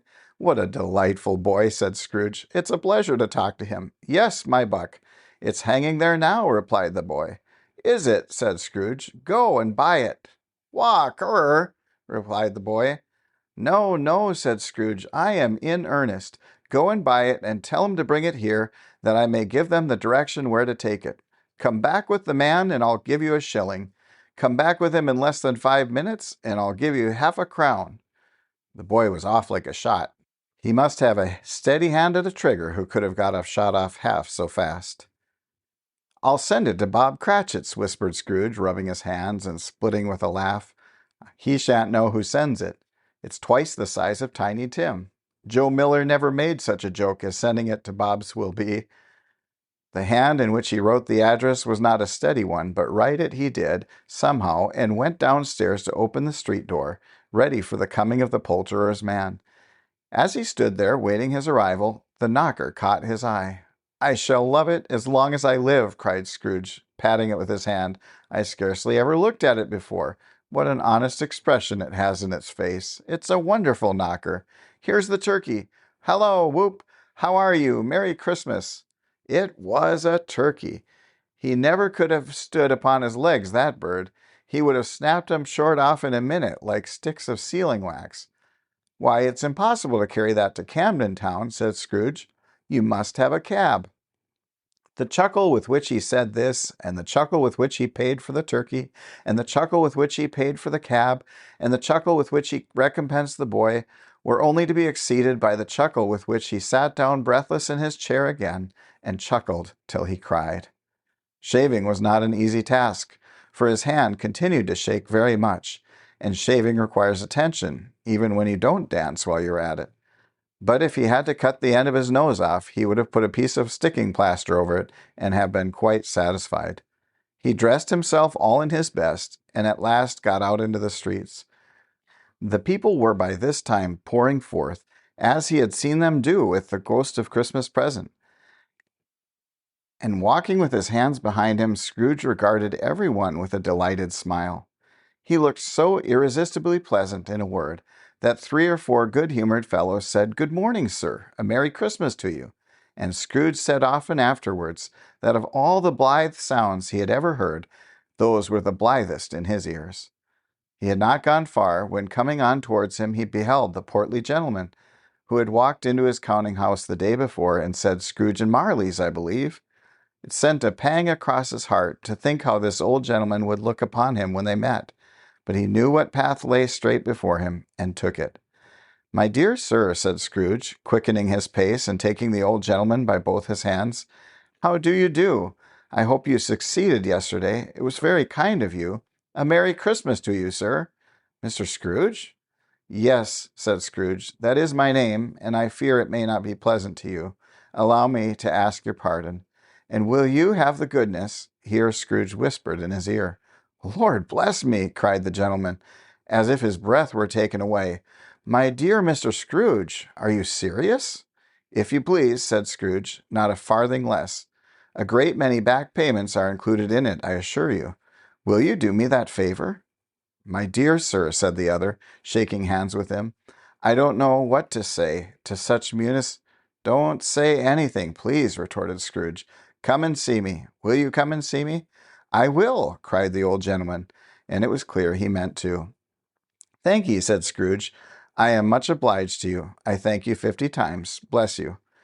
He went to church and walked about the streets and watched the people hurrying to and fro, and patted children on the head and questioned beggars and looked down into the kitchens of houses and up to the windows, and found that everything could yield him pleasure. He had never dreamed that anything could give him so much happiness. In the afternoon he turned his steps towards his nephew's house. He passed the door a dozen times, before he had the courage to go up and knock. But he made a dash and did it. "Is your master at home, my dear?" said Scrooge to the girl. Nice girl, very. "Yes, sir." "Where is he, my love?" said Scrooge. "He is in the dining room, sir, along with the mistress." "I'll show you upstairs, if you please." "Thank ye. He knows me," said Scrooge, with his hand already on the dining room lock. "I'll go in here, my dear." He turned it gently and sidled his face in round the door.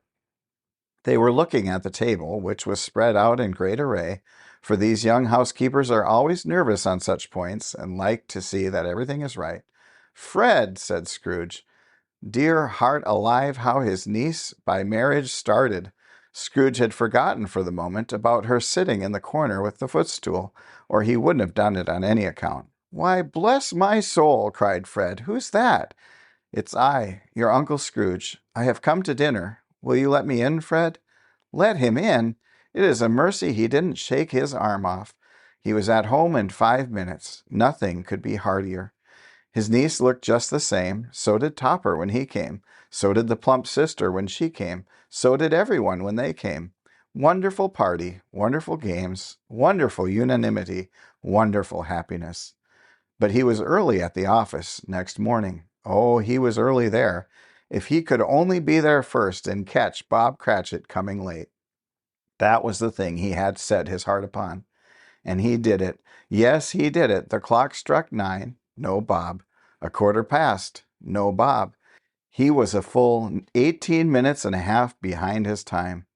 Scrooge sat with his door wide open that he might see him come into the tank. His hat was off before he opened the door, his comforter too. He was on his stool in a jiffy, driving away with his pen as if he were trying to overtake 9 o'clock. "Hello," growled Scrooge in his accustomed voice, as near as he could feign it. "What do you mean by coming here at this time of day?" "I am very sorry, sir," said Bob. "I am behind my time." "You are?" repeated Scrooge. "Yes, I think you are. Step this way, sir, if you please." "It's only once a year, sir," pleaded Bob, appearing from the tank. "It shall not be repeated. I was making rather merry yesterday, sir." "Now, I'll tell you what, my friend," said Scrooge. "I am not going to stand this sort of thing any longer, and therefore," he continued, leaping from his stool and giving Bob such a dig in the waistcoat that he staggered back into the tank again, "and therefore I am about to raise your salary." Bob trembled and got a little nearer to the ruler. He had a momentary idea of knocking Scrooge down with it, holding him, and calling to the people in the court for help and a straight waistcoat. "A Merry Christmas, Bob," said Scrooge, with an earnestness that could not be mistaken, as he clapped him on the back. "A merrier Christmas, Bob, my good fellow, than I have given you for many a year. I'll raise your salary, and endeavor to assist your struggling family, and we will discuss your affairs this very afternoon over a Christmas bowl of smoking bishop, Bob. Make up the fires, and buy another coal scuttle before you dot another I, Bob Cratchit." Scrooge was better than his word. He did it all, and infinitely more. And to Tiny Tim, who did not die, he was a second father.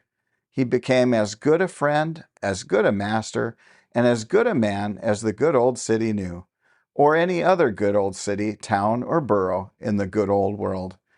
Some people laughed to see the alteration in him, but he let them laugh, and little heeded them, for he was wise enough to know that nothing ever happened on this globe for good, at which some people did not have their fill of laughter in the outset. And knowing that such as these would be blind anyway, he thought it quite as well that they should wrinkle up their eyes in grins as have the malady in less attractive forms. His own heart laughed, and that was quite enough for him. He had no further intercourse with spirits, but lived upon the total abstinence principle ever afterwards, and it was always said of him that he knew how to keep Christmas well, if any man alive possessed the knowledge. May that be truly said of us, and all of us. And so, as Tiny Tim observed, God bless us, every one. I hope you've enjoyed listening to A Christmas Carol by Charles Dickens, and I encourage you to go and visit our sponsor's website, Janelle Hovde. She's a great author, and if you go to her website today and sign up for her email list, you will get a free ebook, which I have read, and it is a phenomenal short story that'll give you an opportunity to get to know her work. So go and check out her website, which will be linked in the show notes on this podcast. Have a Merry Christmas.